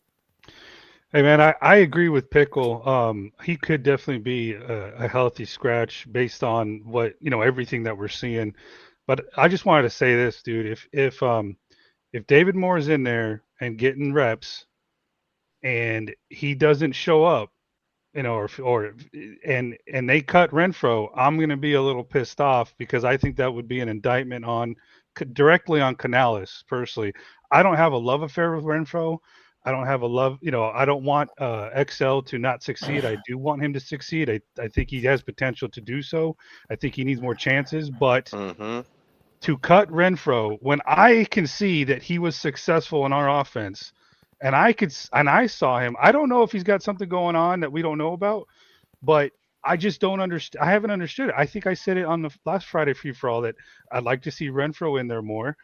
I just if they just said, okay, bye to Renfro and here, welcome David Moore, and David Moore doesn't show up, I'm gonna be a little pissy, and I'm not gonna like Canales for it. Let me ask you this. Renfro was inactive 90% of the time. I know, and I don't understand why. Hey, real quick. I'm not going to interrupt nobody. I just want to read the copay. Shout out to Kyle. Said this is my copay to make sure after 9:30 I can make the last free for all of the regular season. We got you, brother. Get on when you fit in, bro. We definitely got you, Kyle. Yeah, all right, go ahead, Pop. Do y'all feel like Canales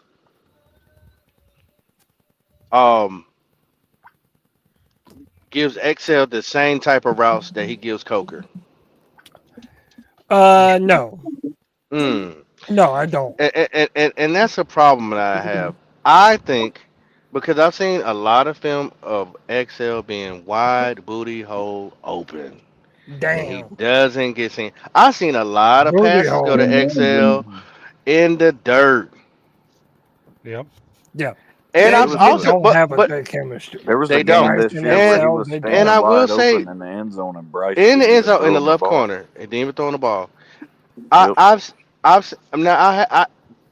He does have some focus issues at times. He does do some goofy stuff sometimes. But we're like some people ride him so hard as like he had the most drops ever in the NFL.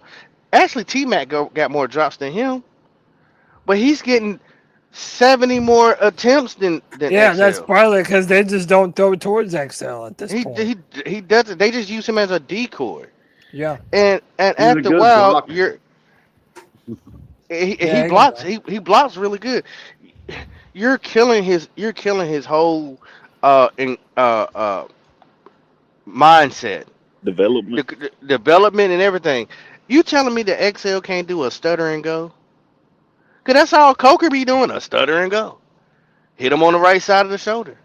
I mean, what Touchdown. has XL done as far as It's not. catching the football. It's okay. That How? been They don't. successful. They don't even And use remember, Excel I to defend the best Excel of his on Twitter all the abilities. time. They don't use Pickle. Excel the way South Carolina did. They No, don't no, because we because don't throw listen the about ball South Carolina. downfield, and now that Pickle. Think But, about what I wait a just minute. said. But let me ask Think about this: what I just said, Pickle. what is Do that they way? do they let Excel run the same routes that Coker do? Everybody said no. Let me ask They a don't. question. But let me ask a question, and then I want to introduce someone. If you're saying they don't let them run the same routes that they did at South Carolina, my question is why? Like, why are they not? Like, to me, there has to be some sort of reason for them to not trust him doing those types of things. Either that or they feel like his role in this offense is different to what it was when he was playing with South Carolina. I don't know why or what that is, but to me, it does seem as though they're not putting him in a ton of advantageous positions. And then when he is in those positions, Bryce is just not throwing the ball his way. And I Because think that's a they legitimate got so horny over T Mac. Yeah. 90% of the balls were going to T Mac. 90% for over half of the year. T-Mac some So- fucking beef. Yeah, let me. Listen, I love he'll probably T-Mac, win but I'm just offensive. He'll probably win offensive rookie of the year. Let me welcome he in will. Common 21. Common, what's up, brother? Welcome to the free for all. I appreciate it, everybody. Man, I've been a fan since Jake DeLone of Steve Smith. You know what I mean? So I'm all the way locked in. I've been locked in, and I even got my middle son. You know, my oldest son, he a Vikings fan. We can go ahead and scratch that out the wall. My youngest, my youngest son, he's a Vikings fan, but my middle son, he stuck with me, man. So I had to Oh, get he's your him favorite.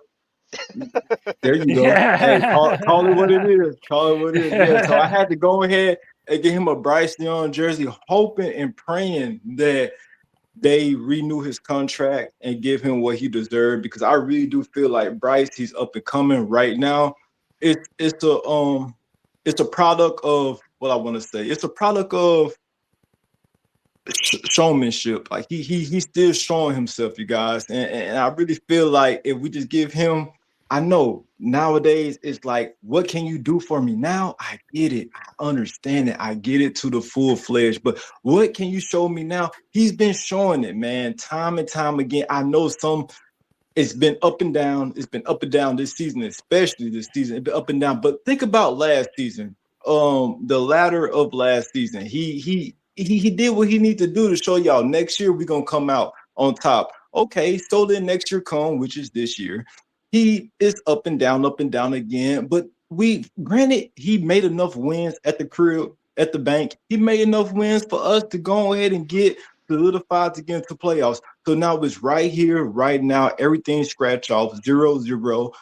A mano. Let's go ahead and get it. Let's do it. Let's get it, bro. And you know what? To piggyback off of what you were saying, Bryce Young did it against the Rams, against the team that we're playing. He was able to push the ball for over 200 yards, no turnovers, none, 0 interceptions. That is the Bryce Young that we need to show up if the Panthers are going to have a chance. And I've been watching y'all for because, I was looking for some type of podcast, some type of streaming, something that I can relate to. I'm like, damn, how can I find it? Well, I just started a new job about 2.5, 3 months ago. And this guy, he listened to iHeartRadio. He listened to Minneapolis, the Vikings, stuff like that. Yeah. So I'm riding with him, driving with him. I'm like, I got to listen to the Vikings all fucking day. But I'm okay. I'm silent. I'm a silent person. I let him play his Vikings and everything else. But I say, let me go on iHeart. I type in iHeart. Guess who I got? I got you guys in the plug. Yes, sir. I'm like, okay. So thank you for showing me iHeart. I appreciate that. So now I can listen to my boys. So now I listen to my boys. I'm in contact, and I'm like, okay. So we can talk about things that's relevant to us. And I'm like, okay. So now I'm here. I'm here now. So absolutely, man. Listen, man. C3, we have a bunch of people that listen to us from all different states, man. Christian's in Arizona. Pickle is in Tennessee.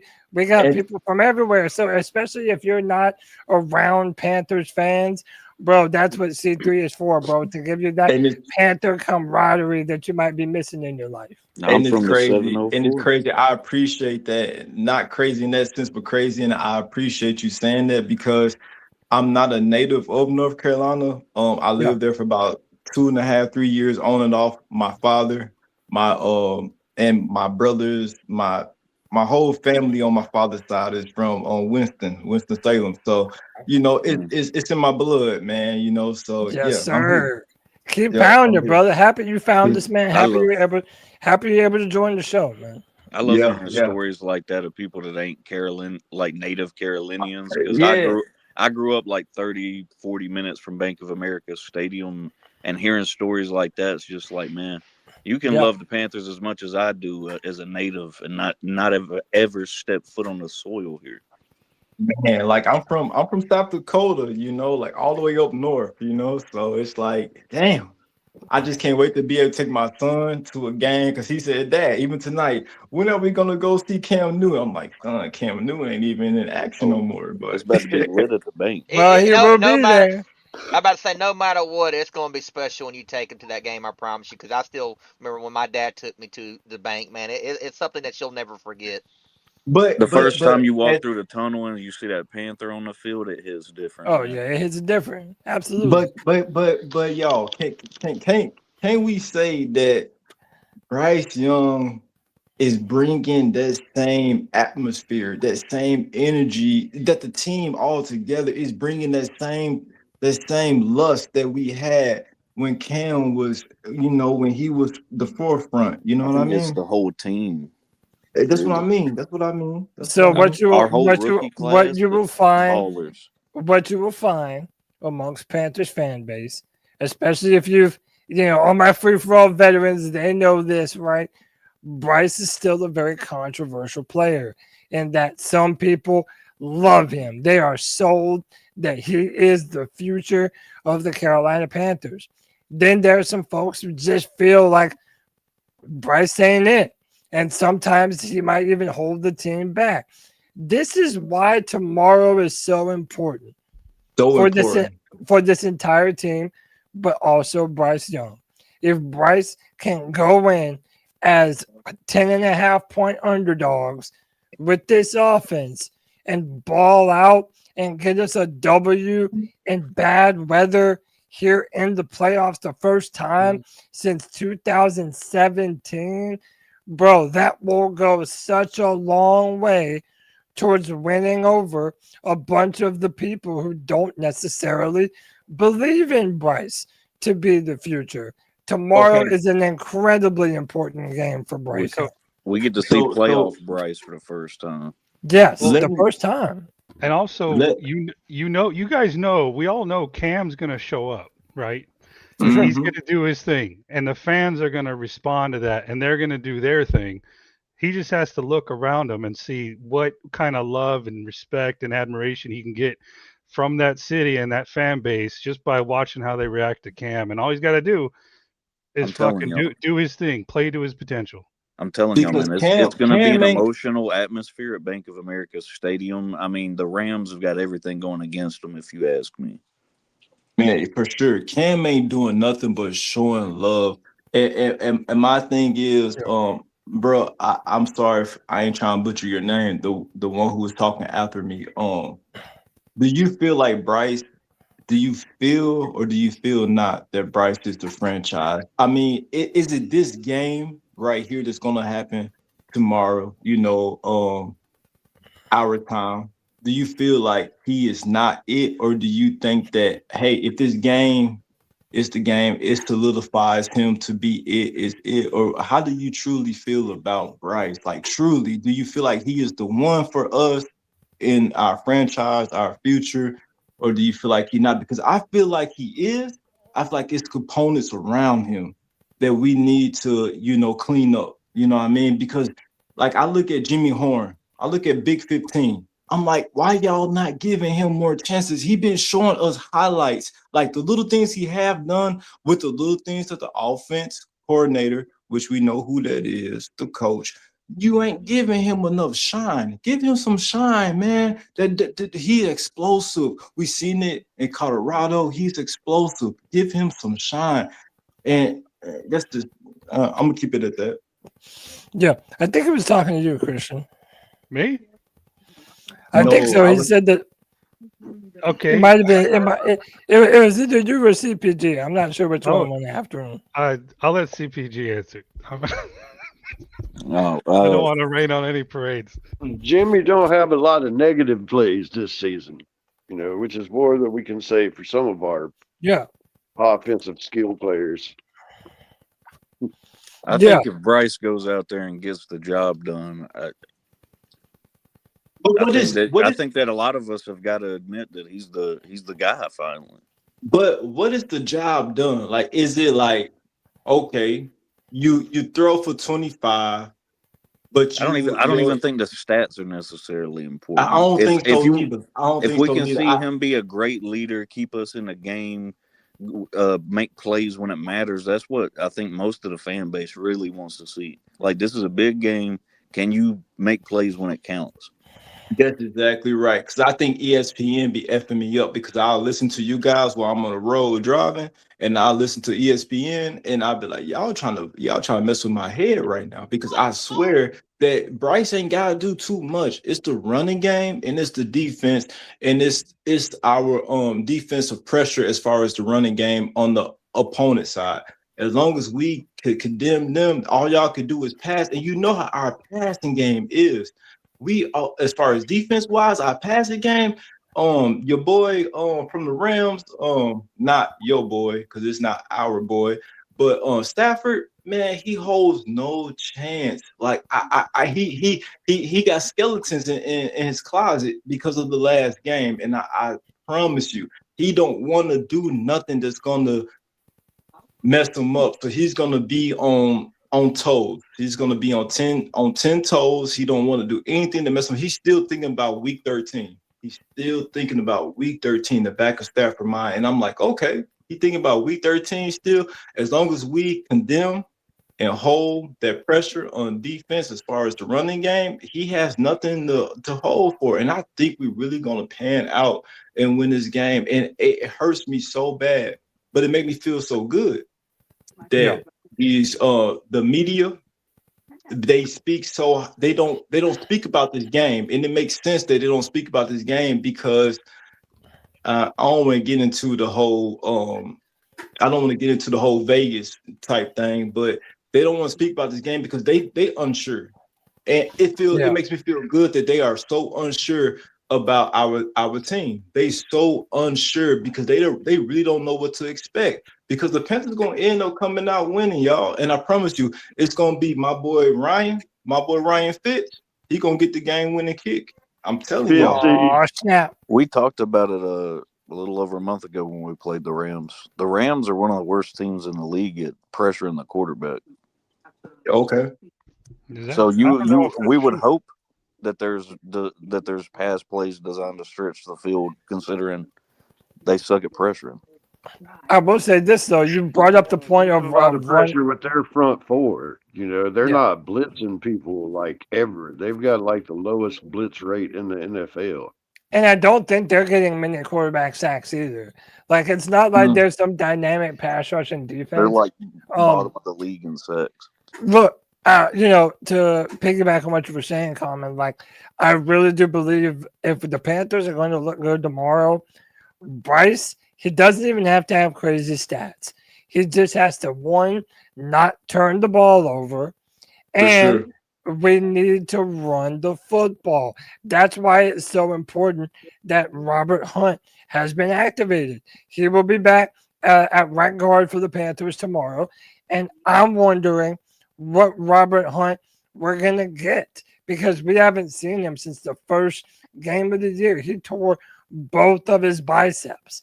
So this is an opportunity for us to really run the football dominantly and pick your moments to take shots downfield. And if we can do that, keep Matthew Stafford off of the field, play that ball control, I think we have a shot. I think we have as good a shot as anyone. We already got free rent in Matthew Stafford's head. Yes. We're in his mind. He's not on ours. Yeah. Go ahead. And with the weather, a couple of those balls might sell on him because when they played us last time, it was a little rainy, and he had that pass he threw behind Puka, I think, that Mike Jack picked off. Yeah. I asked y'all, of course, I ain't in NC, but what the weather supposed to be like tomorrow as far as conditions? Oh, it's with the supposed to game? be windy, rainy, Yeah, it's supposed to be lightning. windy and raining, so it's weather to run the football. Hey, Oh, can yo. I want to bring something up that happened with just to change the subject a little bit. But being that it's bad weather conditions, I'd really like to see Canales not try and go for a 55-yard field goal. Remember that? What was it? He was doing that, and of course we missed it. But it was just such a shitty call Against the Bucks last week, yeah. Yep, last week, yep. Yeah. That really hurt It us, never man. should have been that long. The refs fucked us on that. We're play. trying to beat the Bucks that's and the true. refs. Oh, You that can't make brings me that. That's true, but he And that's needs to another learn how to thing. punt sometimes. A punt isn't always a bad fucking decision. I John don't Fox know, used to say y'all. that all the time. You got to play field And position that's in the another thing. NFL. Like we really need a true offensive coordinator. And I on the comments, I kept saying the Dolphins head coach. I feel like he's dynamic. He know what he's doing. Maybe not as far as the coach, but as far as the OC. And I really do feel like he would bring some type of glamour and glitz with our team as far as being an OC under Canales. So, by the way, y'all brought up the refs and how terrible they were against Tampa Bay. I wanted to bring this up. This is from the Daily Referee Insider on Twitter. The NFL wants the Panthers embarrassed on Saturday. Clete Blakeman has been chosen as the official for the Rams and Panthers wildcard matchup, and he has a huge bias for favorites. Under Clete Blakeman, favorites of more than the touchdown are 28 and 14. That's 67%. This season, they are 5-0. By the way, Clete Blakeman was also the head official in Super Bowl 50 when the referees Cotchery caught it. Cotchery caught that ball. This is the same ref. So, boys, my question is, are we going to be competing more against the referees than we are the Rams? And if so, do we have a chance to beat both of them? That's crazy.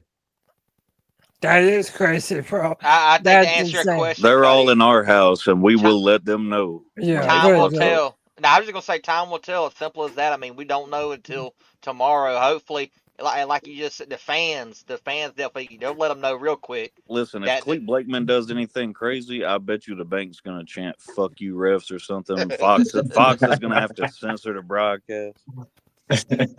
Probably so. Hey, they better, though, if the referees are the ones screwing us over in our own home. Bro, those fans better be loud, aggressive, and ignorant as hell tomorrow, bro. I want Panther fans to show out. We know what the ESPN Atlas is already saying. So Yeah, they got everyone's us. Everyone's picking against us. Everyone's crazy. picking against us. But you know what, That's Cody? What I crazy. don't want to see is if there is a bad call, I don't want to see our players being the ones arguing with the refs. I don't know why Canales isn't doing it. It was doing it. We was doing it last weekend. We was players arguing were. with them. Was he? Like we Bryce was was. arguing with the. We Bryce was arguing was. with the refs last Nalo week. was. Nalo Bryce was as was, well. yeah, so was Well, Nalo. I saw ain't never Nalo and seen- Bryce I arguing, but I ain't didn't never see seen Canales. Bryce go outside his body. I ain't never seen Bryce go outside his body. I was like, Bryce, are you for real? He was for real. He was like, Bryce man, was come heated, on, man. But to your point, Christian, Dave Canales, he's not a real angry guy. If the referees aren't doing their job, to me, he's not really the one freaking out, jumping up and down at the referees like some of these coaches are. It So, does bro, seem more like the players. Ron Rivera used to chew him out. So yeah, that's Oh, what yeah. I was exactly finna touch on. So, bro, do you feel like Canals need to step up a little more as far as like officials doing, what they do, holding them accountable. hold them. Yeah. Dude, if Rivera I'm was our like, come coach for on, that Bucks Canales, game, he would have got ejected. Yeah. Stop holding his hand and speak Yeah. up, man. Like, come on I'm now. just saying, dude, he hasn't done shit against the refs, and I can respect that to a certain degree, but his methods have not produced any favorable results when it comes to that. So I don't see what's the worst case scenario if he does get in their face a little bit. It may not change the call. Everybody else do.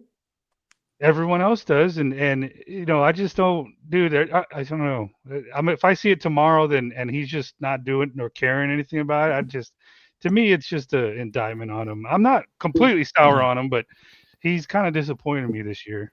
I mean, I'm on the stance. Like, I like the dude. I see what he has done so far, and I'm appreciative of it. Like, honestly, I am. I'm like, okay, we was in the dumps, and now we here all over again. We in the playoffs. Yeah.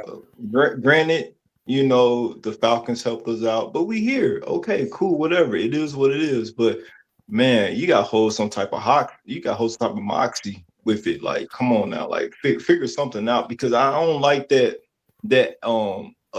passive aggressiveness. Either you is or you ain't. And like I look at Sean Payton, either you is or you ain't. Sean Payton would get in the ref space and say what he needs to say. Like, either you is or you ain't, man. Who are you? You know what I mean? Yeah. Like, even when I hear his press conferences, it's like, oh, we here for the fans, and okay, you're here for us. That's great. But are you here for the room? Are you inside the room? Like, I'm hearing too much about the fan base. I'm like, bro, are you? Because we a hard city, we a hard town, we a hard state. Like, we here, like, we ain't playing no games, dog. So you got to be all the way in. We ain't with that soft bullshit, bro. You can say it. You gotta trailing lightly. Yeah, we ain't for no trail lightly mess, man. We trying to win, dog. Like, come on now. Absolutely. Listen, I do want Canales to be more aggressive with the referees and with the play calling. Just continue to be aggressive. Don't give up on the run when it's actually working, and don't be afraid to push the ball downfield if you have the opportunity to do so. But like I said earlier, I think Canales deserves credit for a lot of what he has done this year. But I do agree with you, though. I do wish that he would put a little more bass in his voice from time to time, and show a little bit of backbone. Talk in the locker room. He good at talking in the locker room when we end up winning. But it's like, come on, bro. Like, we need to feel that on the field. Like, they give us a boost. Like, you telling us, F the other team, let's go ahead. We're gonna win this game. Like, talk to us, make us feel good, make us feel prideful of why we here and what we doing right now. We're gonna make a stance and we're gonna do what we need to do. Yeah, straight up. Pickle, welcome back. Pickle, is there a playoff predictor or like one that you can sort of put in your own, like who wins, who lose? I think it would be fun to do that with everyone here on the panel. Do you have one off the top of your head, or do I just need to search one real quick?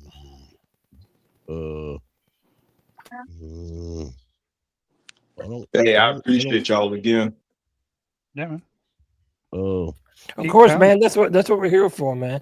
Especially right before maybe one of the most important games in Panthers football in the past decade. Straight up, our fan base needs this right now. It's the biggest game as under David Tepper's ownership. That's true. On the big Dave, come on now. Right there's a link to it. I think you're gonna get the loudest BOA you've seen since the NFC Championship, dude. I hope so. All right, I'm gonna try this one. Pickle, you try out that one. You tell me if it's better. I'm gonna open up this one. I mean, our playoff drought has been, unprecedented, so to speak, in our history. So I mean, I would be very surprised if the bank ain't rocking tomorrow. It'll be rocking. It's rocking. Yeah, before I can't wait Tepper to bought get the out team, there. we'd Hey. never had that many bad seasons in a row. Hey, Jake, it'll be rocking. You could take that to the bank. Do y'all really? Oh, Do y'all really think What the Cam refs? Do said. y'all really think the refs gonna play a big part on this joint? Because Nah, considering the nah. Rams, As The- somebody hope that's going to not. be in the crowd, I hope Man, we take the knowing refs out of it. knowing that it's Clete Blankman, I would be lying to you if I didn't tell you I was nervous. If it was man, on because Straight neutral, up. if it was at a because neutral site like Super Bowl 50, I'd be more concerned. But he's but surrounded by an army of Panthers fans. Yeah. No, he is. but think about it though. God damn it, just think about it.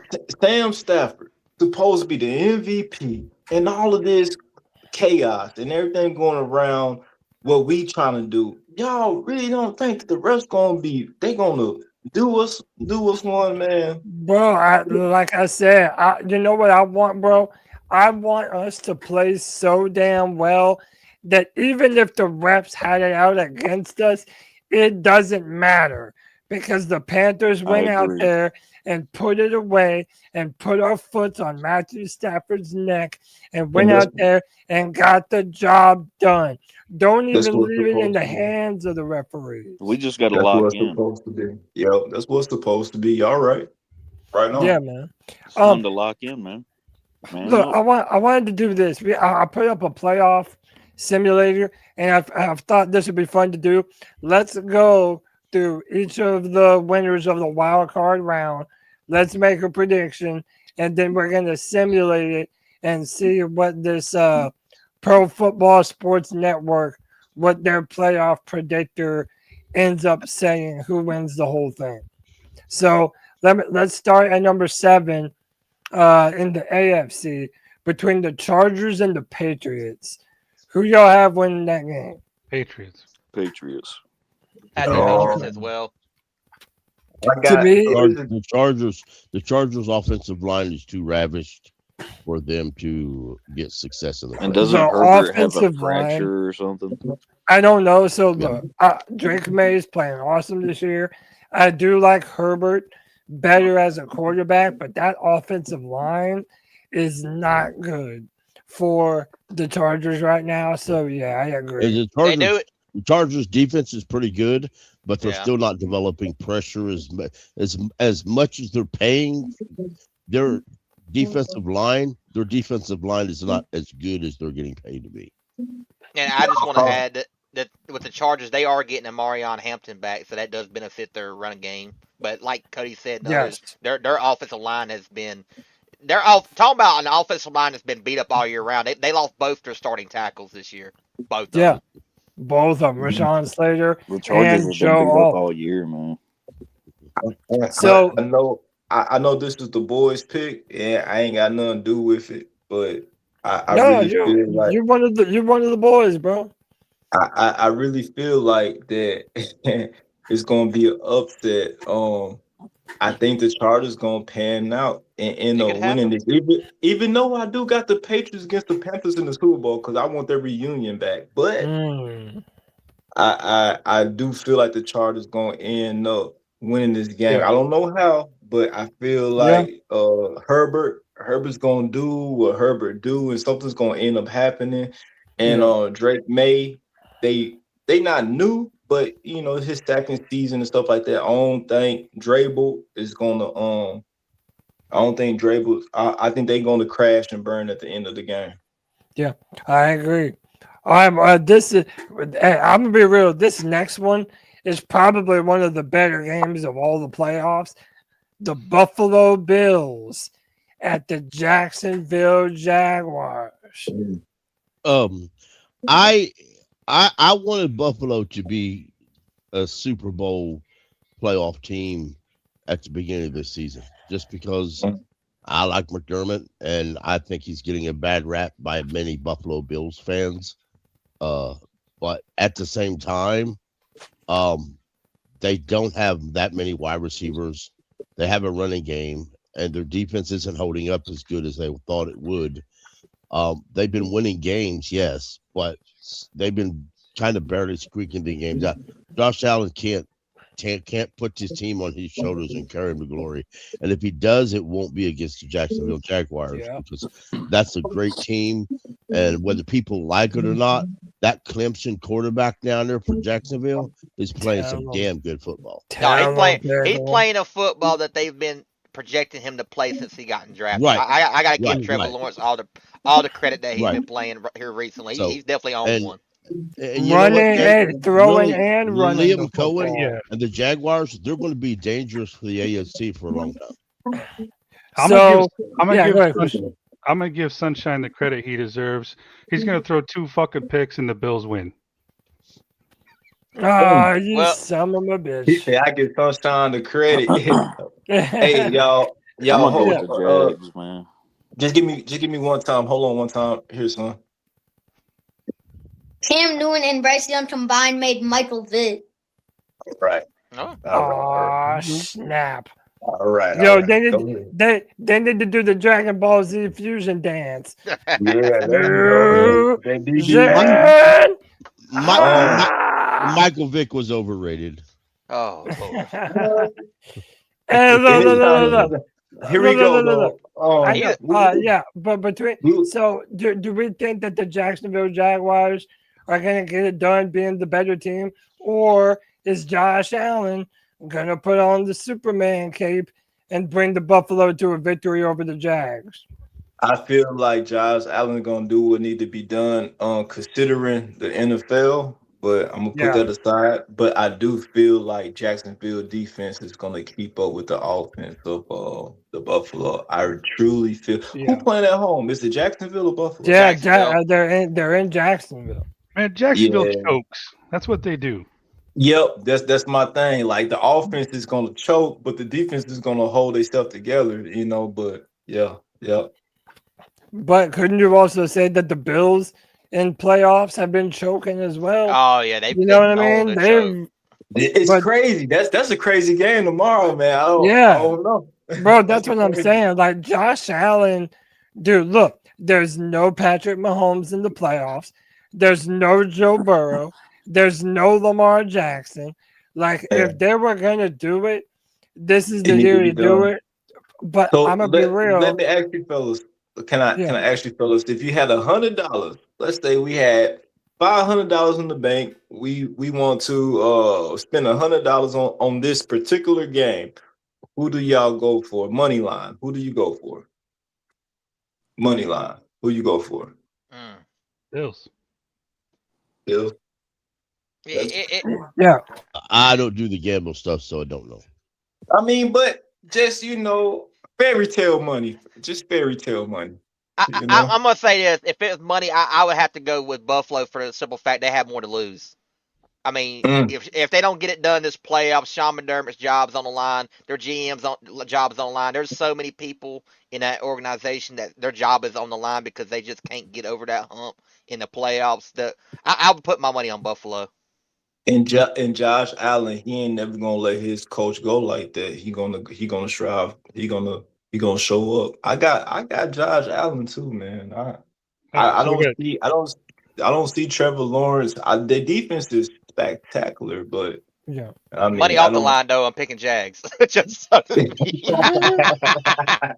So all right, real quick, because I want to put it into the sim. Christian, you're saying Buffalo or Jags? Buffalo.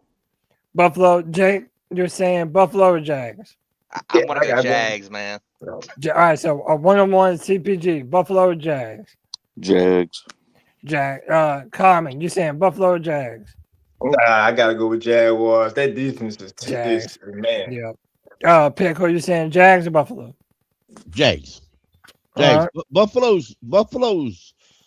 barely made it here. They're not making it any further. All right, so this one should be super easy, right? But no, Cody, who would you have picked?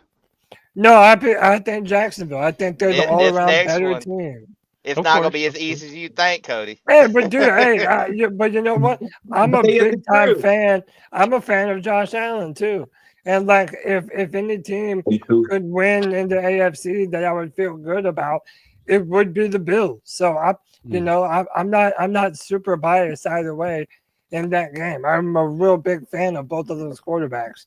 But, boys, can we admit Houston probably has the best defense in the NFL right now? Like, it's between them and Seattle. Like, is anyone picking Pittsburgh to beat Houston? I am.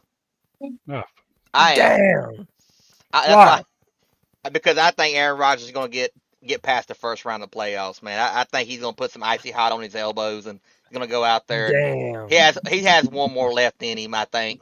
Fuck that. He's got Ben Gay. Yeah. Even better. But you know what I will say, though, Jake? You remember how in Super Bowl 50, they did everything in their power for Peyton Manning to get him another Super Bowl? Bro, they might do the same shit with Aaron Rodgers, man. Yeah. But I'm going to pick the Texans here.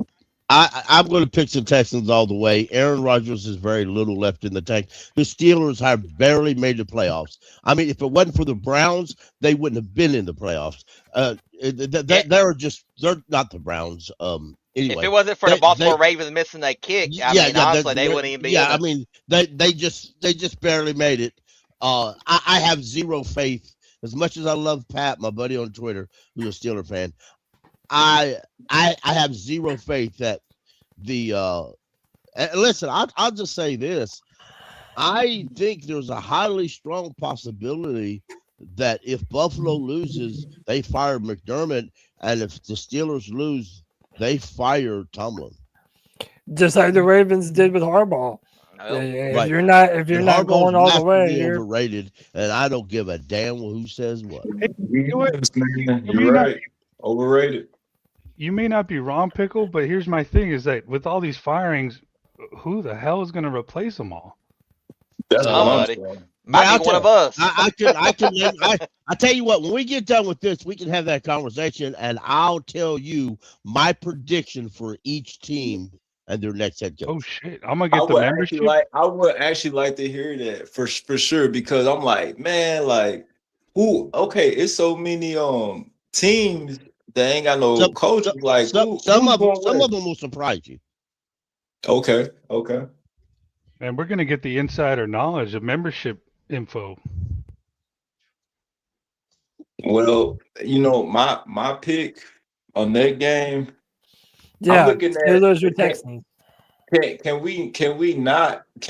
Are we overlooking the defense for the Steelers right now, or because the last game when they played against the Ravens? And remember they're getting DK Metcalf back too.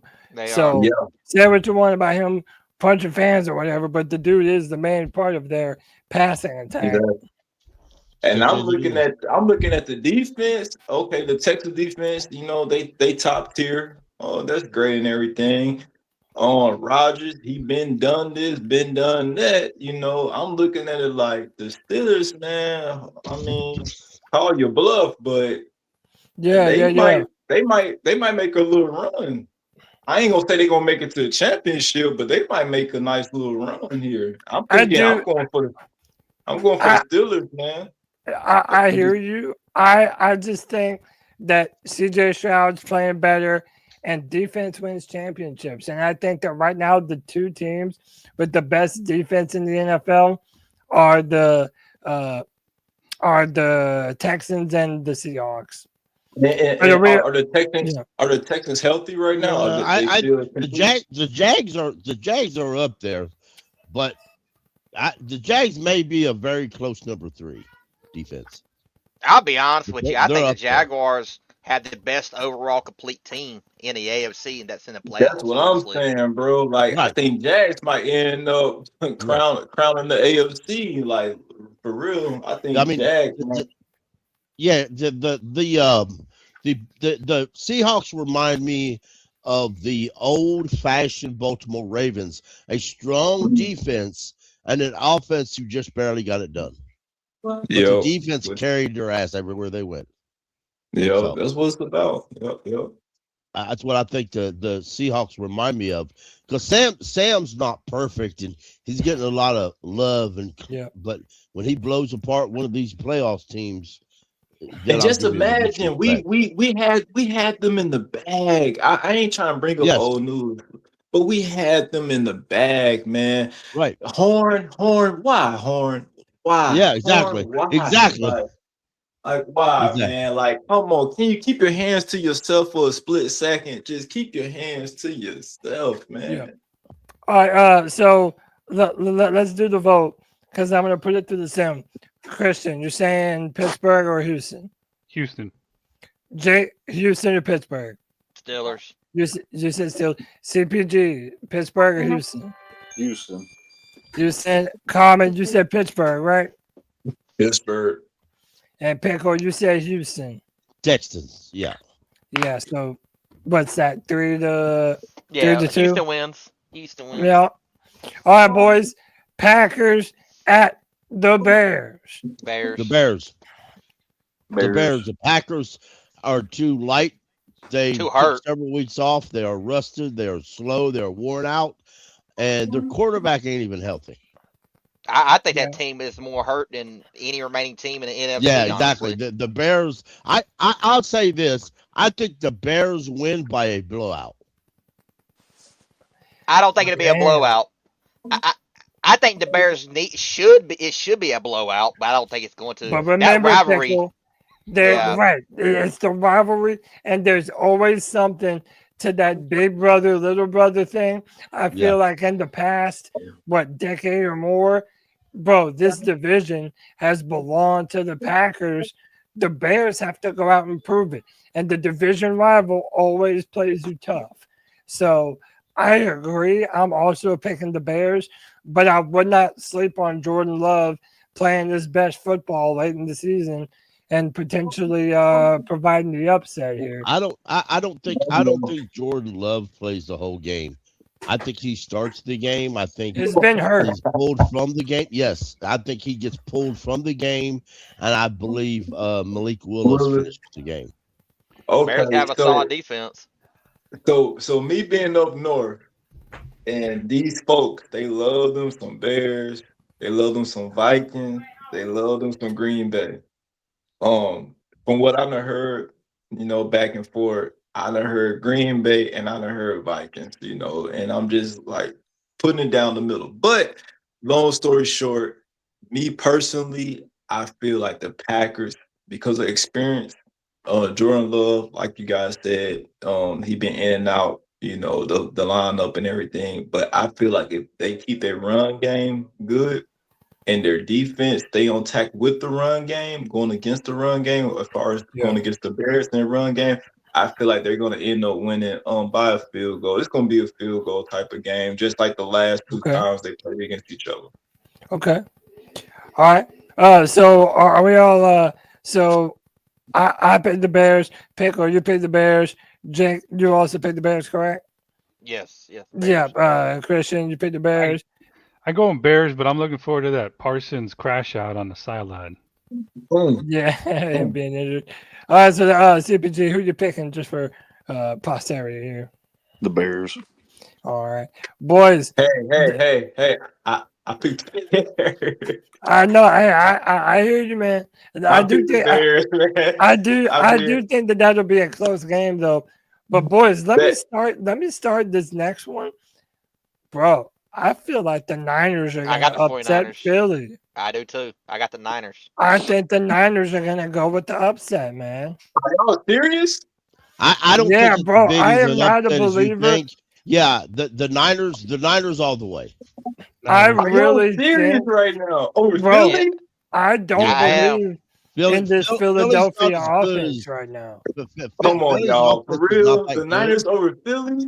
I think so, man. I really do. Philly's offense is struggling.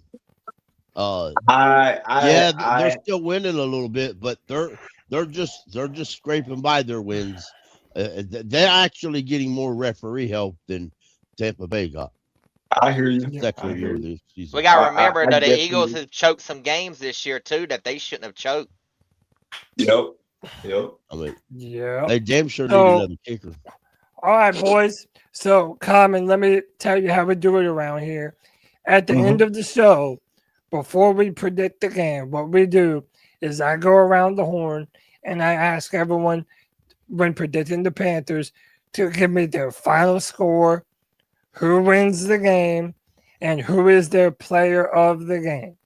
It doesn't have to be from the Panthers, but it's whoever you feel the player of the game is going to be. The Los Angeles Rams against the Carolina Panthers. I'm going to start with you, Common. Who wins? Who is the player of the game? And what is the final score? Player of the game is gonna go back to Mike Jackson. Woo! No. I apologize. Okay. I regress. It's gonna be Derek Brown. Derek Brown. Getting Gonna be it Derek done. Brown. What's your final score? My final score is gonna be. I kind of been holding on this, but I believe it's gonna be a close game, and I believe it's gonna be 21-24. We're gonna win by a field goal. Fitz gonna do it. 21-24, Carolina. Love it. Yes, Love sir. it. Love it. Love it. CPG, talk to me, bro. Who is your player of the game? Final score. And who's coming away with the W? You know what? I'm gonna be optimistic this time, and I'm gonna give player of the game to Bryce Young. I need to see him step up and lead us in a meaningful game. Final score, I do think it'll be close because we've been like the Cardiac Cats 2.0 all year. So I'll go 27-24 Panthers. 27-24 Carolina Panthers. And you said Bryce Young played the game, right? Yes, sir. Yes, sir. Let me go to my man, Christian. Christian, who is your player of the game, final score, and who comes away with the W in the bank tomorrow. I always hate this part of the show. And by the way, be honest. If y'all don't feel the Panthers are going to come away with the W, y'all don't have to say the Panthers are going to win. So ridicule you from here on out. Hey, but say it with your chest. Say what you believe the truth is. Yeah. My man, I'm gonna say I can't stand this end of the show. damn, dude, this is tough because I don't know. I always feel like I might jinx it. I don't know. I'm gonna say player of the game is JC Horn.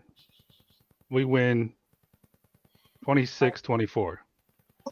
Oh, close one. Close one. 26-24. Right now, that's 3. Jake, talk to me, brother. Final score, player of the game. Who wins?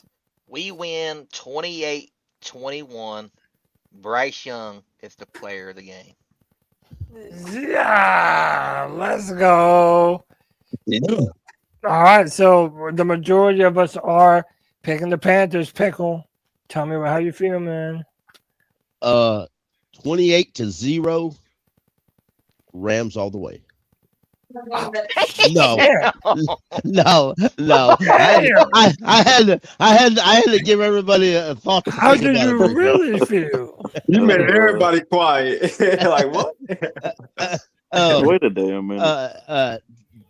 21-20. No, I'd just say I say 14-21. The Panthers, and my player of the game is Jalen Coker. His first start. Good pick. I think he's gonna shine tomorrow too. Love that. All right, boys. So look, with that said, well, let me go ahead and give mine. You're the ugly puppy. Carolina Panthers. Don't call that dog ugly, Pickle. Are gonna come away with the W. Yeah. 27-24. I agree with Common. I think Fitzgerald wins it on the last second field goal.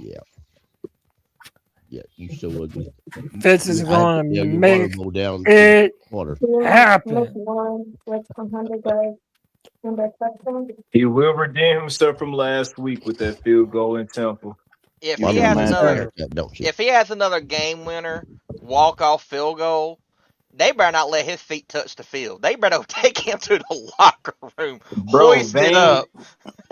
his Fitz is Vane's ice cold, man. I promise you guys, like that's our guy. Like I know it is. I know it is. Oh That's yeah, our guy for the season. he's gonna be, my friends. He's going to be a career Panther. Fitzgerald Yes, will sir. never leave the state of North Carolina. He will retire a Carolina Panthers in about 30 years. Man, I can't wait to go to the bank, man. I'm gonna get my family out there. I cannot wait. I want them to experience the experience and want them to be out there, man. I cannot wait. Eddie Harden, man, we're gonna run the football, bro. What else can I say? I think we're gonna That run dude's the crashing football out. down that door. Hey, I'm a speak to you guys when I get a chance to speak to you guys. Let's keep pounding. Let's protect the pounding, bank bro. and let's do our thing tomorrow. And Yes, sir. I'm a have fun. I'm gonna enjoy this moment because it's been a long time coming. And let's go ahead and do it. And if I heard right, is Cam Newton supposed to show up? Yes, yesterday? sir. He's pounding There the we go. drum tomorrow, bro. There we go. I know everybody kind of have their its and wits behind it all, but hey, Cam's there. Let him have his moment, whatever, raha. But hey, at the end of the day, we focus on what we focus on. Let's go ahead and win this game and keep on rolling these playoffs, man. Oh, that's He's even a more of a reason to bring Cam Do out there it. for that because that's gonna hype the crowd up. That's what I'm supposed to be saying. Like I'm all for it. I'm definitely all for it. But I know everybody kind of got their, its and bits behind it all. I don't want him to be what I want to say. I don't want him to be the person. wow. Oh, The main focus. yeah, that's what I'm saying. Like it's more to it than just him. It's like, okay, Yeah, cool, we you got to had win the this moment. game. Yeah, we focus on something different. Yeah, we trying to take it all the way to the Super Bowl. Now, before you leave, Right. did you want to see me simulate what this website has based on our predictions? Well, look at here. That the Panthers go to Chicago if our predictions are right. Well, that'd be a hell of a game. I know that would be. I'd rather play Chicago than Seattle in The Seattle. trade game. I hear it. That's true. The trade Damn, game. we gotta right go. there. We gotta go. Okay, so if Chicago beat Green Bay, and then if we beat the Rams, we gotta go to Chicago. Yeah, we gotta play the Bears, If the man. Eagles lose, yeah. So, all right, I'm gonna simulate this. Y'all want to ahead. see what it says? Go ahead. Let's Go do ahead. it. Let's see if Chicago beats us. Oh, What? well, we beat Was that the Chicago. NFC Simulation. Championship? Fucking rigged, Cody. It's rigged. Yeah, you know what? Fucking cheated. You know what? If San Francisco wins, Look at that. We were we're in in the the NFC conference championship. championship. What the Damn, it At has home, us I call bullshit. literally losing Yeah, to the and- 49. We beat yeah, the and, Bears. I demand a and, recount. yeah, And listen, the thing is, San Francisco wins the Super Bowl in their house. That's bullshit. I don't. Right, I that's crazy. think the NFL. I think if a team, which it never That's what they happened, trying to do for Miami. money on all That's- that shit, but Fucking fake news, Cody. that should never happen. I That's what they know, trying brother. That's what they try to do for By the the way, Hurricanes. boys, also in that scenario, the NFC Championship game is in Bank of America Stadium That'd be because wild. the 49ers are the 6th seed. Right, Ooh. and also the Jaguars go all the way to the conference title too. Damn. Yeah, I'm trying to see the Cat Bowl, the '95 expansion. Bowl. Yes. This simulation almost got Yes. there, didn't it? Bro. Who did we lose Somebody- to in '96? Somebody'd be guaranteed to win their first Super Bowl if it was Jags Panthers. Yep. Right. We lost to I'm trying to tell you. I promise y'all. If we end up winning this game, it's gonna be the Patriots against the Panthers. It's gonna be a reunion. I The promise 03 y'all. rematch. Yep, Share it's gonna be a that. Share that reunion. to Twitter, Cody. All right, I will. All right, boys. Man, oh man. Let's win this tomorrow, y'all. Let's get it. Another Friday free for all in the books. I appreciate y'all, boys, so much. We will be back tomorrow, right after the game, for another edition. hopefully not the final edition, of the C3 post-game show. My name is Cody Lashley. I appreciate each and every single one of you spending your Friday evening with the C3 Panthers podcast. That's Christian. That's Jake. That's Pickle. That's CPG. That's my man Common. C3 Legion. We love y'all boys. Podcast. Keep pounding.